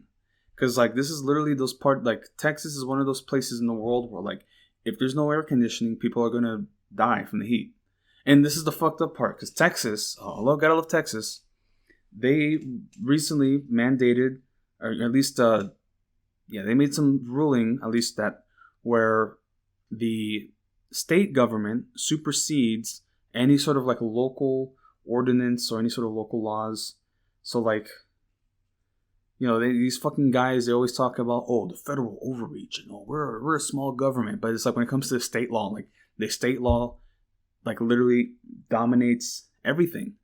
I mean, that's what it's supposed to, but what I mean is like the state, like this is like, again, we're one of those states that are doing, the critical race theory attacks, and we're gonna ban drag queens, and it's just like, this is what's happening. So another genius move by the political establishment here was to like overrule any sort of like local ordinances in mandating water breaks, because like a lot of people work outside and people fucking die from the heat, and so you have to have rules in place that allow for water breaks, because there are bosses who will have no problem watching their employees again, like this is like one of those places where like the attitude, especially for like the blue collar working class, it's like, well, like if you're a retail worker, if you can lean, you can clean. It's just like, if you're for 1 second, taking a breather, it's like, what am I paying you for? You're just sitting around. It's just like, dude, holy shit. And and it's just crazy to think about. Like, you literally have to make a law to let people have a 15-minute break to get water if they're working out in the heat. And the government's like, no, that's an overreach. And then look what happens. Now people are actually dying from the heat because they don't have that legal protection that lets them take a break. Because that's what bosses will do. Bosses do not give a fuck. They will let you die. They don't fucking care. Like, bro, like literally, like the Teamsters, like the unions, delivery unions, like UPS and the post office, like the Teamsters are negotiating for heat protection. Okay, for like those heat shields and for air conditioning. Like, they don't have air conditioning, bro. And it's just like, no, because and the bosses will not pay for it. Like, that, what does that say about bosses and like business owners, that they for some reason aren't going to allocate resources to ensure the well-being of their employees, like basic air conditioning and water breaks? What does that say? And then like, we have to worry about the business owners. We have to be business first. And like, these guys have no problem letting people like literally get cooked alive and like get dehydrated on the job. Bro, I'm sorry, man. Like, how is this even rationalized? Like, I cannot fathom business owners and people who are like, capitalists and capitalist sympathizers. Anyway, that's I'm going on a tangent because this ERCOT issue is directly linked with this sort of deregulation mentality, this business first, and we got to be small government. And it's just like, but then you see the absolute hypocrisy of that statement, where they literally like have no issue putting away any sort of protections for their workers to make sure that they stay hydrated and they don't die of heat. And like, they literally will take, and like, they have no interest in fixing the grid. Like, they're telling us, the residents, to conserve the heat, instead of like fixing the grid and ensuring that the capacity and the demand, that the capacity can meet that demand, or at least expand on it. I mean, again, it's just the audacity of this state. Really, it's just like unbelievable. And still, like, this is one of the things where it's just like, I really want to leave this place, but it's not so easy. Well, why don't you just leave? It's like, bro, I can't just like pick up everything and go. Like, it's not so easy, bro. I don't know, man. This place is a death trap. It really is. Like, I'm sorry. I can't have kids here. Like, I can't.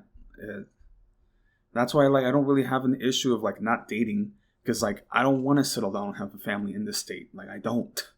Okay, I barely want to have a family in this country. So like, yeah. Anyway, getting ahead of myself again. So just to expand at least a little bit further, because we're talking about the grid, but now we're also talking about the heat and the conditions of this heat. What is at least something of note, because this is something that I've talked about pertaining to the climate change and conditions, because when we talk about climate change, like we have to frame it in a way that's more like global, right? Because it's right, the climate, right? Like it's literally changing. So these conditions, like they haven't been seen before. Like we're entering like a new stage of the geological history, right? The natural history of this planet, right? The Anthropocene, they call it.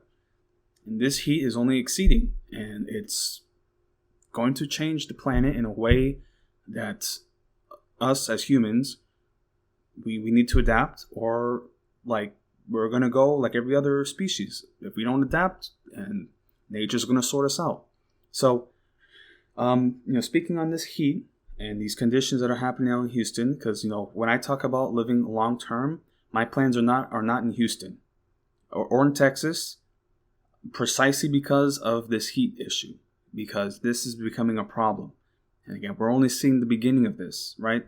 So in Houston is a very humid place, right by the coast. It's it's a very swampy area, or there are portions that are swampy. It's more like coastal plains, but there's plenty of bayous, right? There's bayous, and there are some swamps that go through the city. So the city is very vulnerable to flooding.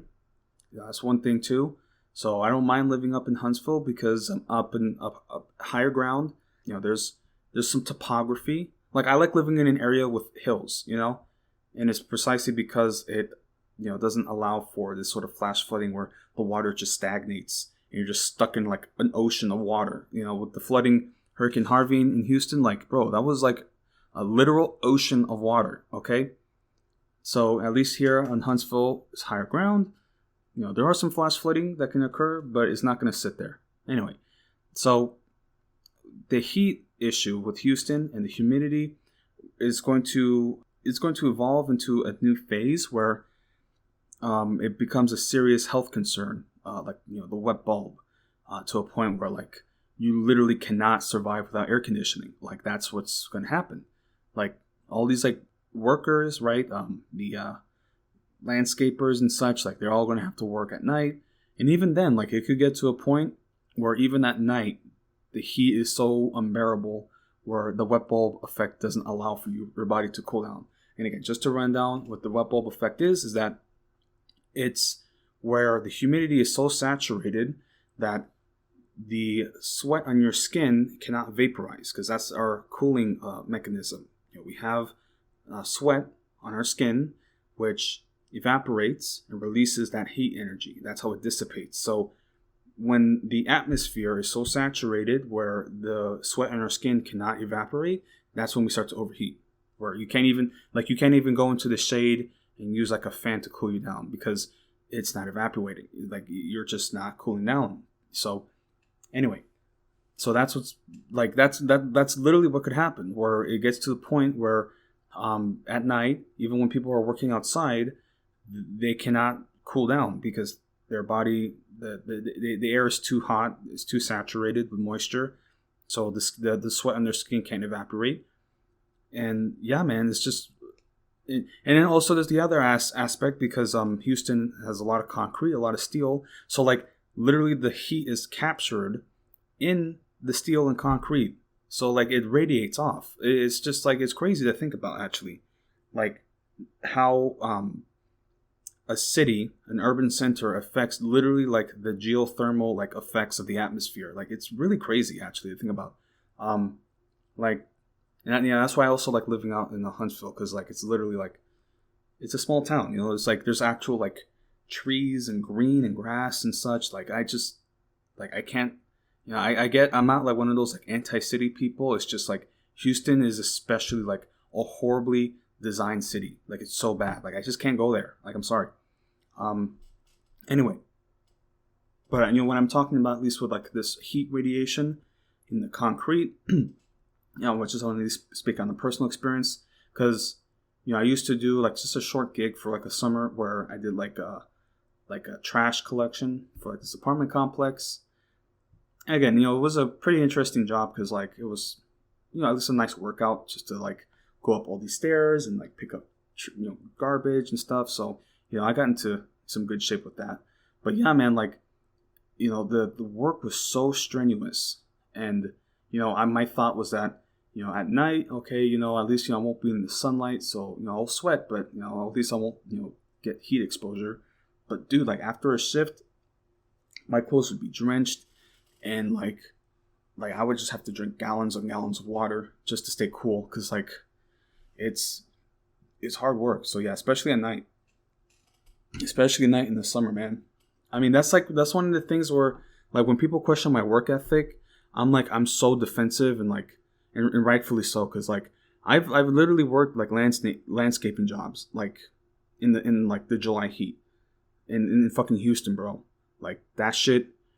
And again, like, it's kind of like, I think at this point I'm pretty acclimated to the heat because I've done football and all sorts of outdoor labor.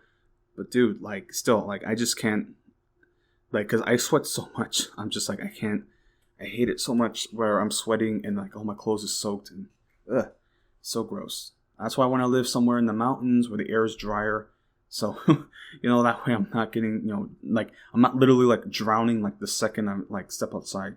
Anyway, so just talking at least a little bit further about this wet bulb effect and the heat. Just reading from ABC 13, a local Houston station. So here, what they're saying is that it's going to be even hotter this week with temperatures in the triple digits, prompting concerns about how well our state's electric grid will hold up and if we'll see any more damage on our major roads. This came after ERCOT issued a voluntary conservation notice last Tuesday, and Texas Department of Transportation saw several spots on our highways buckle under the extreme heat. Thousands of people experienced power outages throughout southeast Texas over the last week due to severe storms that began Wednesday night. It left vulnerable families without air conditioning, ruined groceries in the fridge, and left people who depend on electric-powered machines for medical reasons in a panic. Granted, those outages weren't caused by failures from our state's power grid, but some of those who were impacted are worried about it happening again if ERCOT's grids can't handle the demand for electricity this week. ABC 13 spoke with a resident in the Houston Heights area, Diane McConnell, who is one of those residents. McConnell said last Friday she went 14 hours without power due to the storms. If it lasted any longer, she feared it could have been detrimental to her health. She also asked ABC not to show her face as she's fighting cancer and just went through chemo. Yeah. So, I mean, like, this is, like, literally, like, this is how dependent we are on the grid. Like, like, people like this who have health concerns, like, they're recovering from chemo, or, have an oxygen tank, or, some other important equipment that they need. And, like, if the power goes out for, like, a day, like, it could literally kill them. Like, it's, it's crazy. And yeah, I mean, they were talking about a storm that passed, that happened, like, last week, which was pretty hard. Like, it was, so there was a storm that passed, and then, it caused some, flash flooding, or, flash storm events. And just like a storm passing through like that is, like, can knock out the grid for, like, a couple hours. And, we're now entering into hurricane season, which gets me thinking now, like, the possibilities of a hurricane coming through. Like, dude, like, we're due for another storm. Like, we are due for something big. I don't know when it's going to happen, but it's coming. Like, it's, let's see, because 2017, that was Hurricane Harvey. Yeah, and, yeah, man, that was a crazy time. It's kind of crazy to think about the time that's passed since that storm. Yeah, just that experience alone, and just to think about the power grid getting knocked out because of a storm like that, and say, like, a week, 2 weeks without power, dude, in this heat, oh my God, bro, I can't even think about it. So at least, I'm a little more uphill, in upper ground with Huntsville. So, like, if something were to happen here, at least we're not going to get flooded out. Well, I mean, we might have flash flooding, so I can't promise there wouldn't be flooding, but it's not going to just, like, sit and stagnate for, like, days and weeks, like that. That's a bad situation. Anyway, but dude, like, I don't even know what to say about this. It's our grid is very delicate here in the state, and again, I'm not even on the official ERCOT grid, so it's not something that I'm entirely worried about. But at the same time, it's something I do pay attention to. At least, when that storm passed the last week, it did, flicker the lights a bit, which was a bit concerning. But, we, just holding out. I have supplies. I have like all these like empty gallons of water, which I'm probably just going to fill up. Like I have at least over 30 days of water. So I am probably going to fill those up just so that way I have extra water on hand, especially if a hurricane comes through. And I have food. I have rice, beans. I mean, my mom came and brought a lot of food, so I'm grateful for that. But yeah, I have at least food for a couple weeks, canned, non-perishable foods.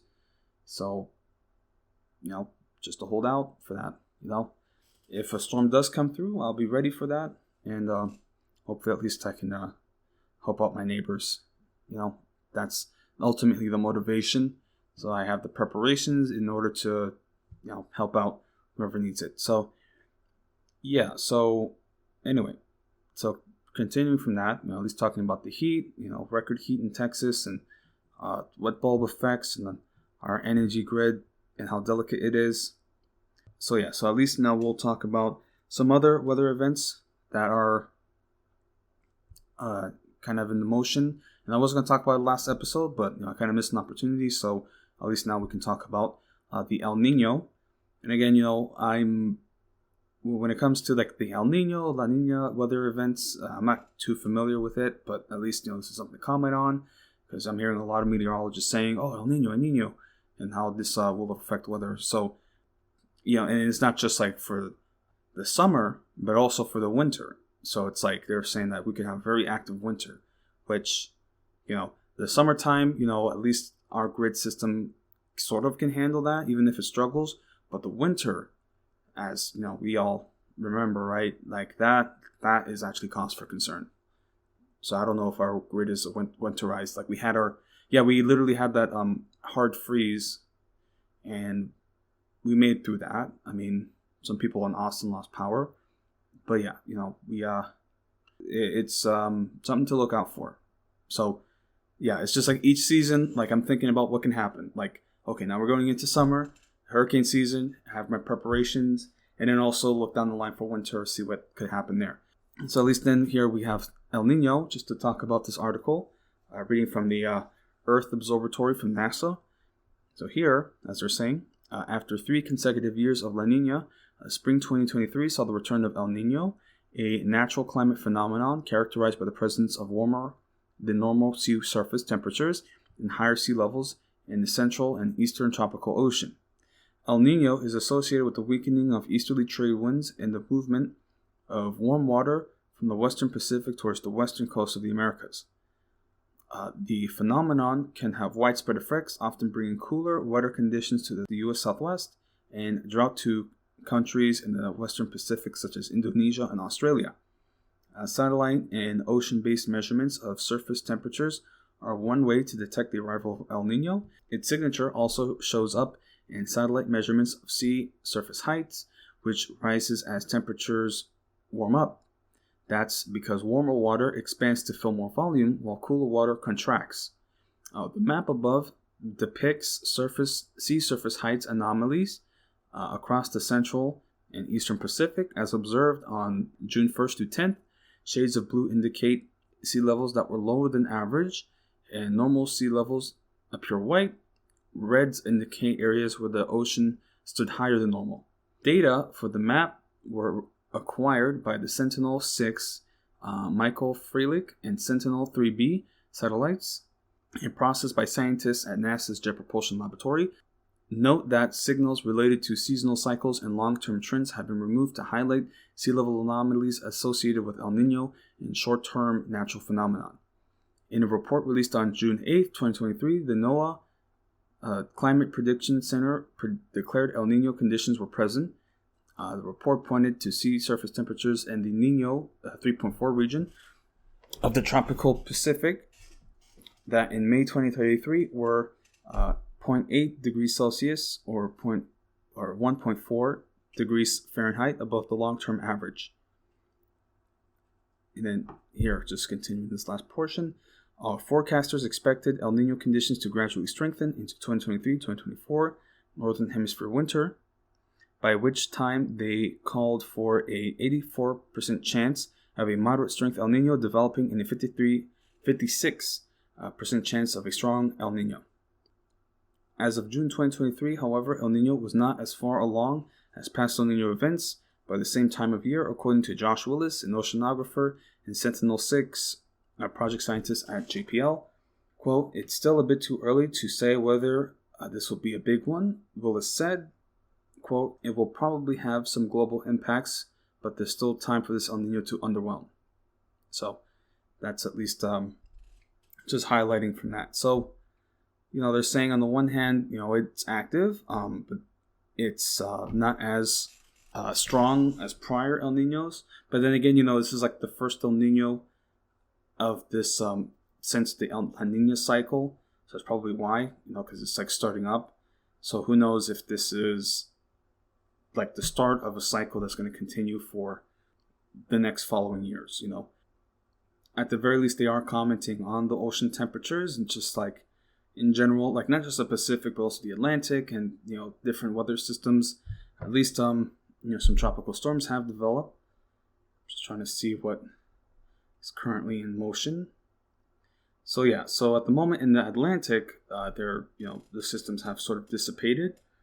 But who knows? I mean, at least, we have some time. I mean, the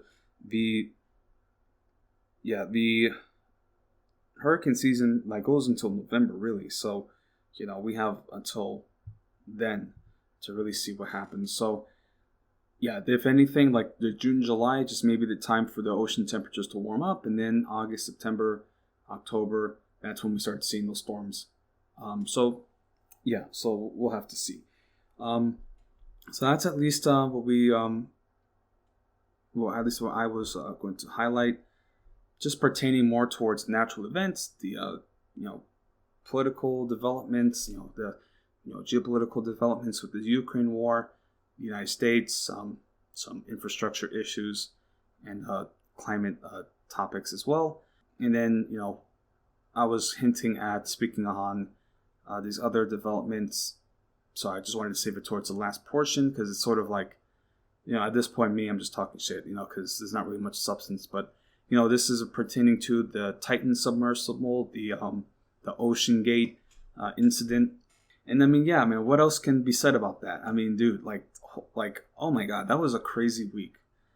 Just like, I'm just like rethinking that. And like, this is like one of those stories where everybody was like, bro, did you hear about this? Like, oh shit. Like, this has got to be like, at least like one of the more well, I shouldn't say that. I mean, like, because people died, like they died pretty horribly. So I don't know. It's like, because on the one hand, like, I don't care because there's like all these rich people trying to like, be like adrenaline junkies and, oh, we're gonna go to the bottom of the ocean, like fucking like Richard Branson types, and it's a tragedy to see what happened. I mean, the only person I feel bad for is the 19-year-old kid, because there was a Pakistani businessman.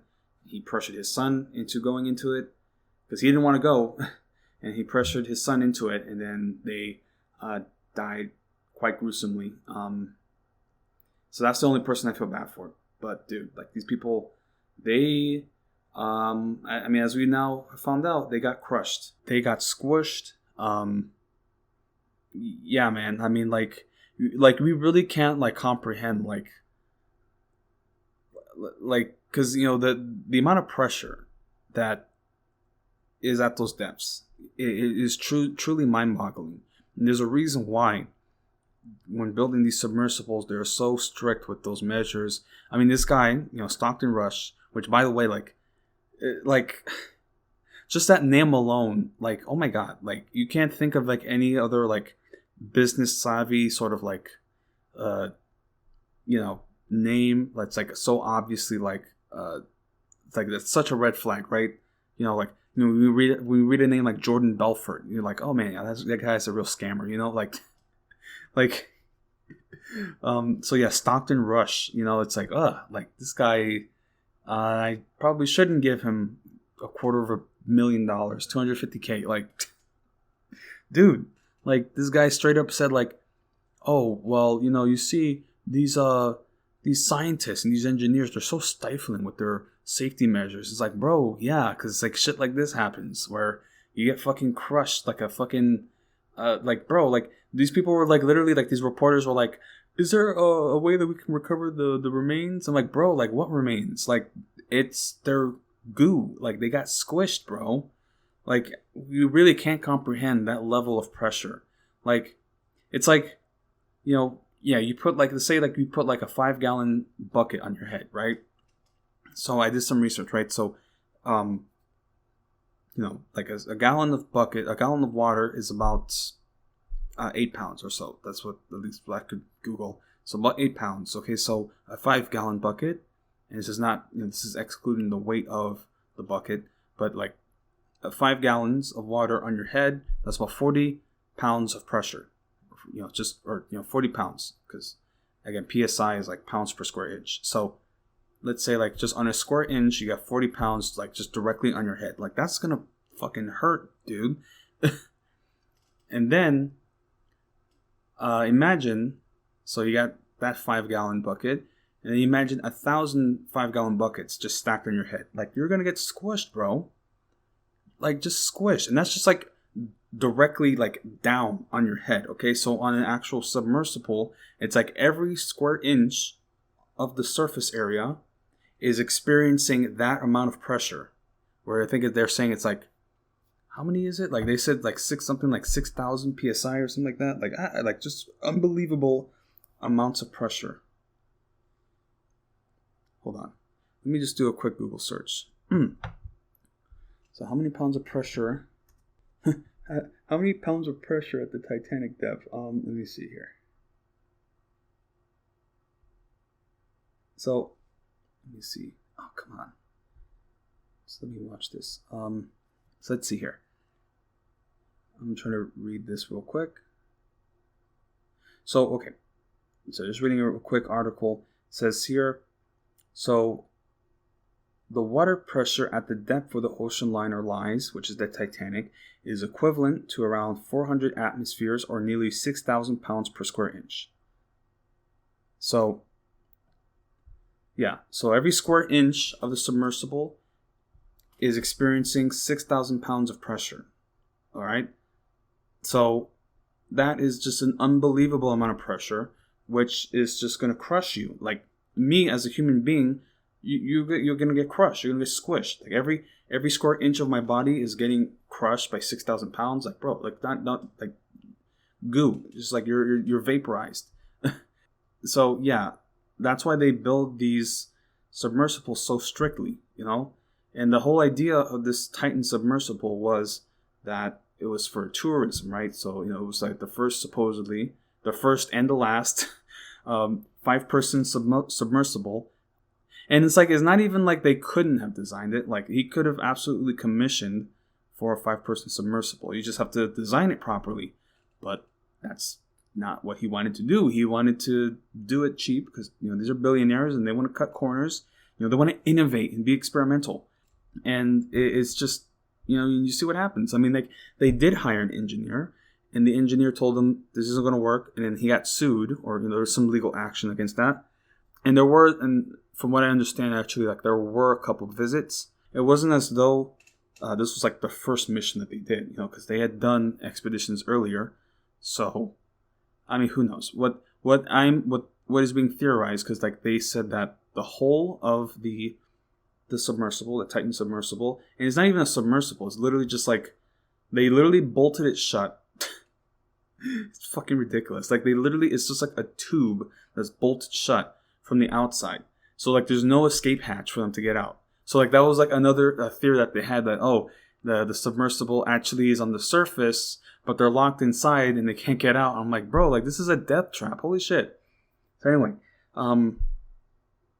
so the hull is like reinforced by carbon fiber, which is like it's literally glass. Like it's pretty much glass. And this is how, like, on the molecular level, like the pressures from that, like it's like it has to be perfect. Okay, everything has to be perfect down to the molecular level. So that's why they build their submersibles from steel or titanium.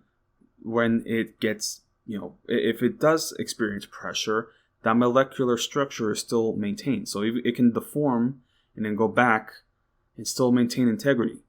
But when you're using carbon fiber, it cracks. It's literally like glass. It's pretty much like, yeah. So chances are, like, they did their expeditions, but the pressures were like on a microscopic level cracking the hull of the ship.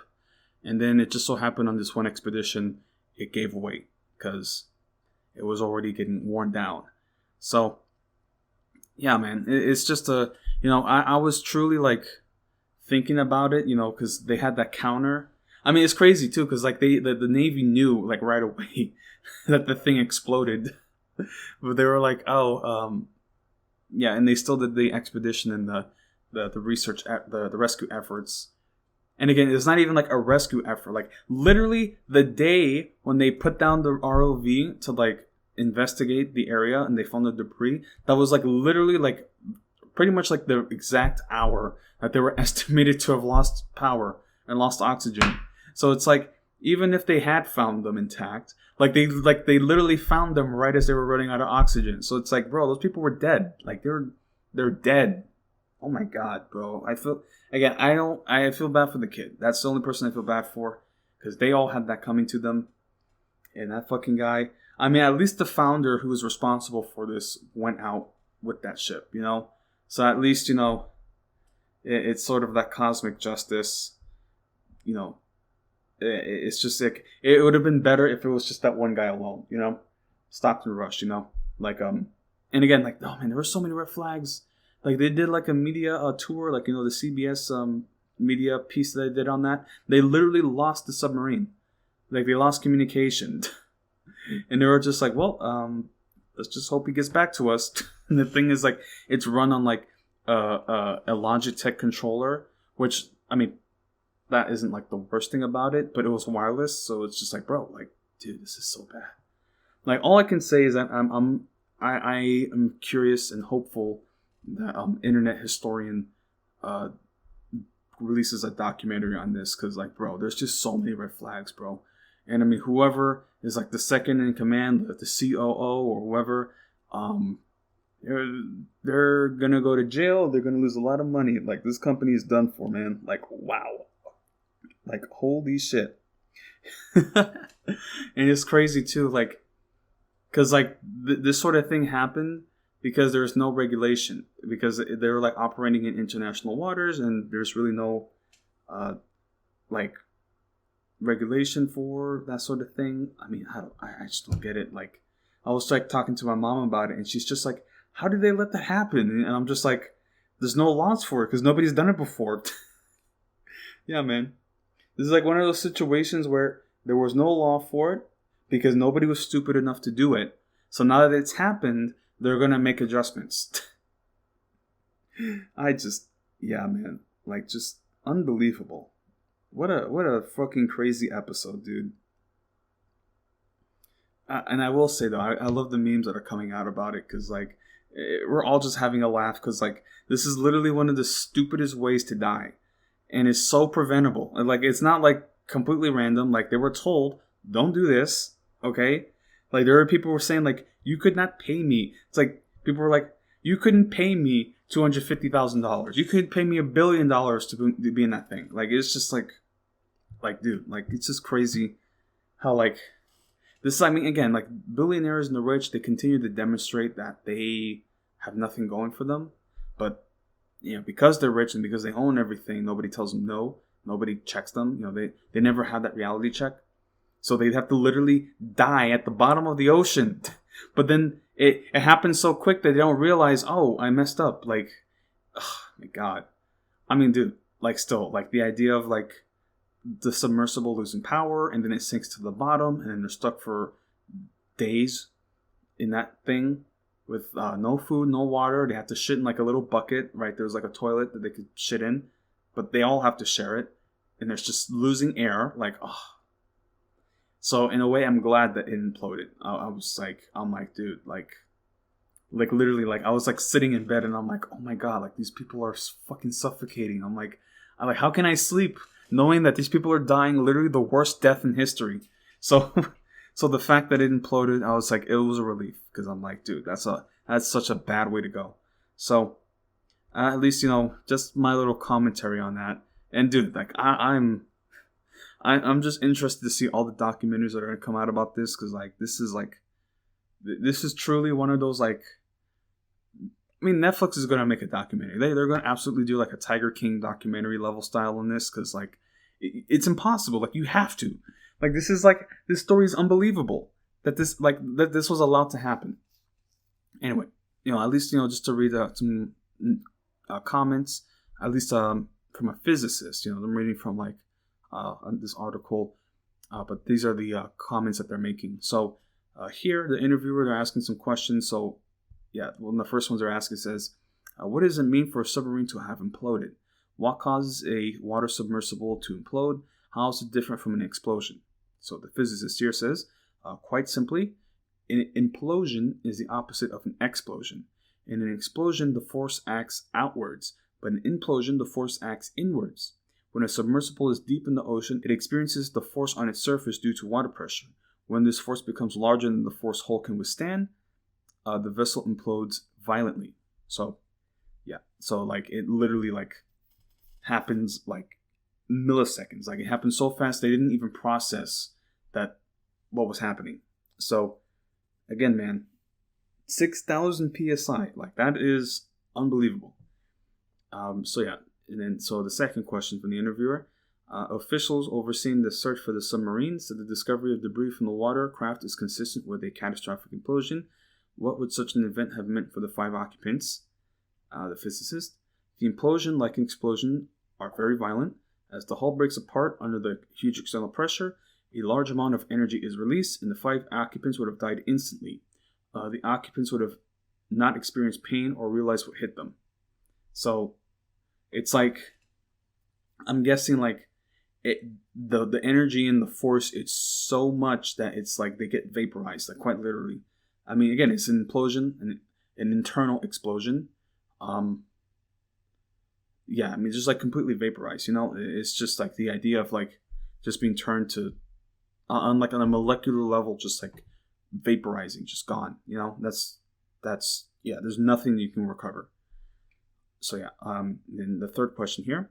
The interviewer: can you briefly explain, if you can, the engineering behind how submarines are able to navigate such crushing depths in the first place, and why the Titan was presumably unable to? In the physicist: the key is the design of the hull that protects the vessel against a large external water pressure that is trying to crush the hull. Quote, the physicist: the key is the design of the hull that protects the vessel against a large external water pressure that is trying to crush the hull. Much of the existing technology is based on steel, titanium, and aluminum. The performance of these materials under extreme stress is well understood. So, yeah. And then here, yeah. However, the Titan's hull had an experimental design. It used mostly carbon fibers, which have the advantage of being lighter than titanium or steel, so the Titan could have more space for passengers. Properties of carbon fiber for deep sea application are, however, not that well understood. It can crack and break suddenly. Also, the Titan had gone for deep sea dives a few times, which would have contributed to the fatigue of the hull to make the hull more prone to catastrophic failure. So, yeah, so they had dived down a couple times before, which was cracking the hull. Again, they're saying it's carbon fiber, which is really like, it's pretty much like glass. Like, it's really that, like, on the molecular level, it's brittle. So, the more pressure that is applied to that causes these like microscopic cracks. And then over time, it just explodes because it's getting crushed. I mean, like, dude, I mean, it's just crazy, man. Crazy. And again, like, this wasn't a mystery. This wasn't like, oh man, who could have seen this coming? Like, they were told, do not do this. And yeah, man, this guy just wanted to cut corners. He wanted to save. Again, this is the thing about billionaires. They like, this guy literally put his life on the line to save money.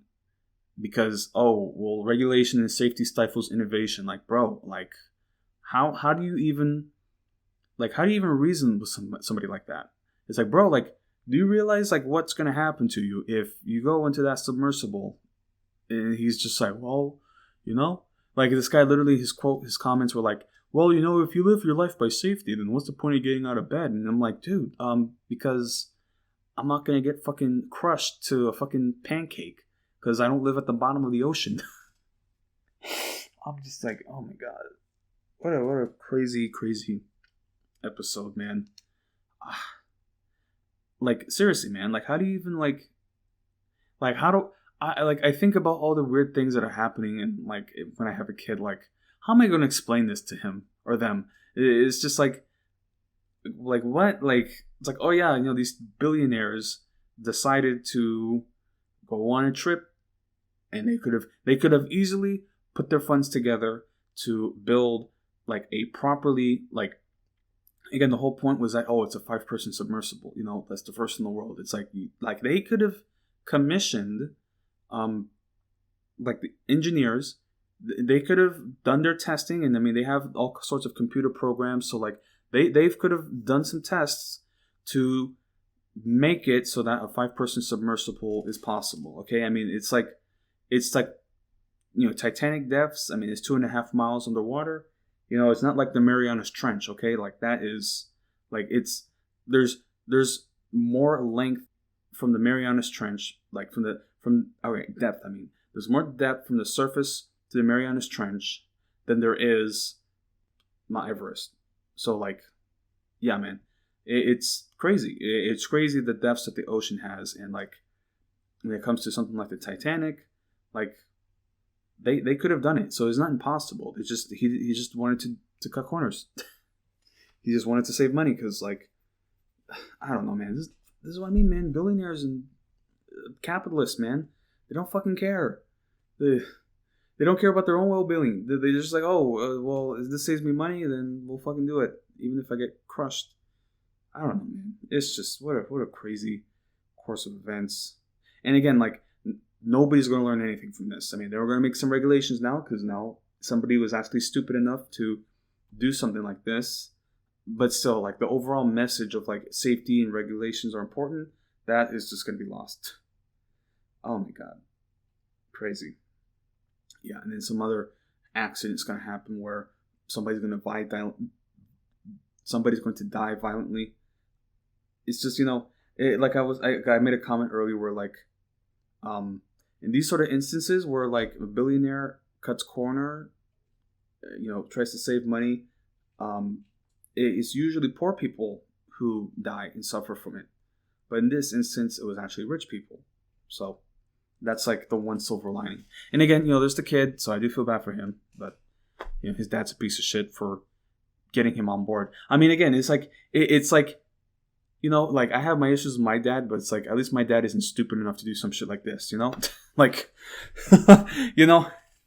like I'm just thinking here, like, even if everything went according to plan, it's like you would think for a moment, it's like, hey, I probably shouldn't have my son on a possibly dangerous expedition, because I mean again, it's like even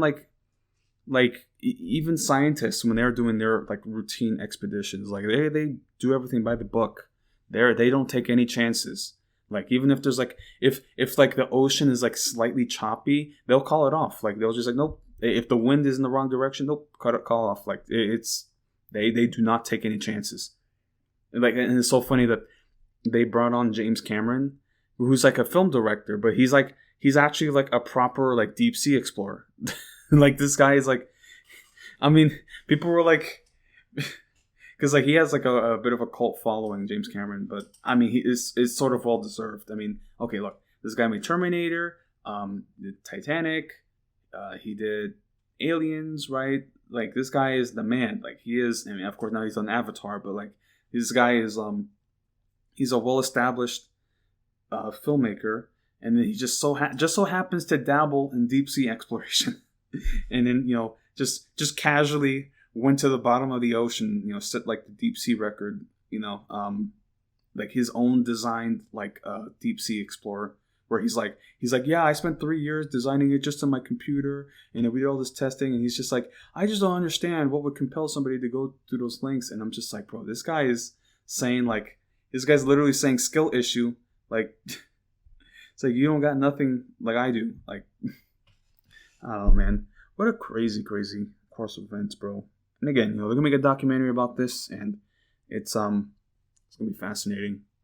But yeah, man, that's at least my comments on that. Just a lot. Again, this is a very exciting past week or so, and who knows what else the summer is gonna unfold and hold for us. I mean, Jesus Christ, what a crazy, crazy summer it's gonna be. But yeah, I mean, that's at least what I wanted to touch upon today. I mean, I talked quite a bit, but I at least want to be more regular with this, especially now that I'm unemployed. So, yeah, I would encourage you all to help me out with Patreon, just to check that out. I mean, yeah, you can subscribe just for early content. But I would appreciate that. And again, want to focus also on other content, secondary content. So I'm just trying to get this off the ground. It's just I'm kind of in a slump because I took a break to focus on school. And because of that, I lost that momentum. So I'm trying to pick it up, trying to get more consistent. Of course, my metrics for plays, I mean, it's pretty consistent. I've never been too popular. But yeah, I'm just trying to regain that momentum, especially with the advertising and the Patreon support. Yeah. And then also just focusing on secondary content, research and such. At least I'll have a couple for the next week or so, or next month. And this is hoping that I can get a new job or just hold out for the next month or so. I don't know. I mean, it's sort of in a limbo situation where it's I've been in situations like this before, so I'm not too worried. But at the same time, it's sort of just a do or die moment where I'm I have to move forward, move ahead, just make some moves, even if it's not well thought out. Again, there's certain moments where I had to move into a motel, and my mom was like, "What are you doing?" Especially since I lived out of town for school. So I just went to this motel because it had these specific amenities that I needed. It literally, it was one of the only motels that had a stove burner for cooking. So that's why I lived there.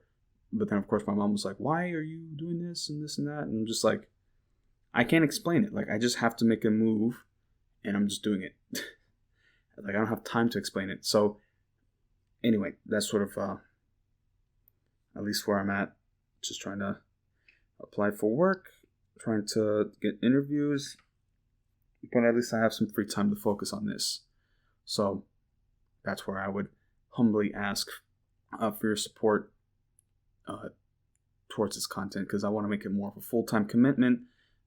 Again, I don't have all the full equipment that I need, so it's just sort of a challenge with that. But anyway, I do appreciate at least y'all hanging around, listening.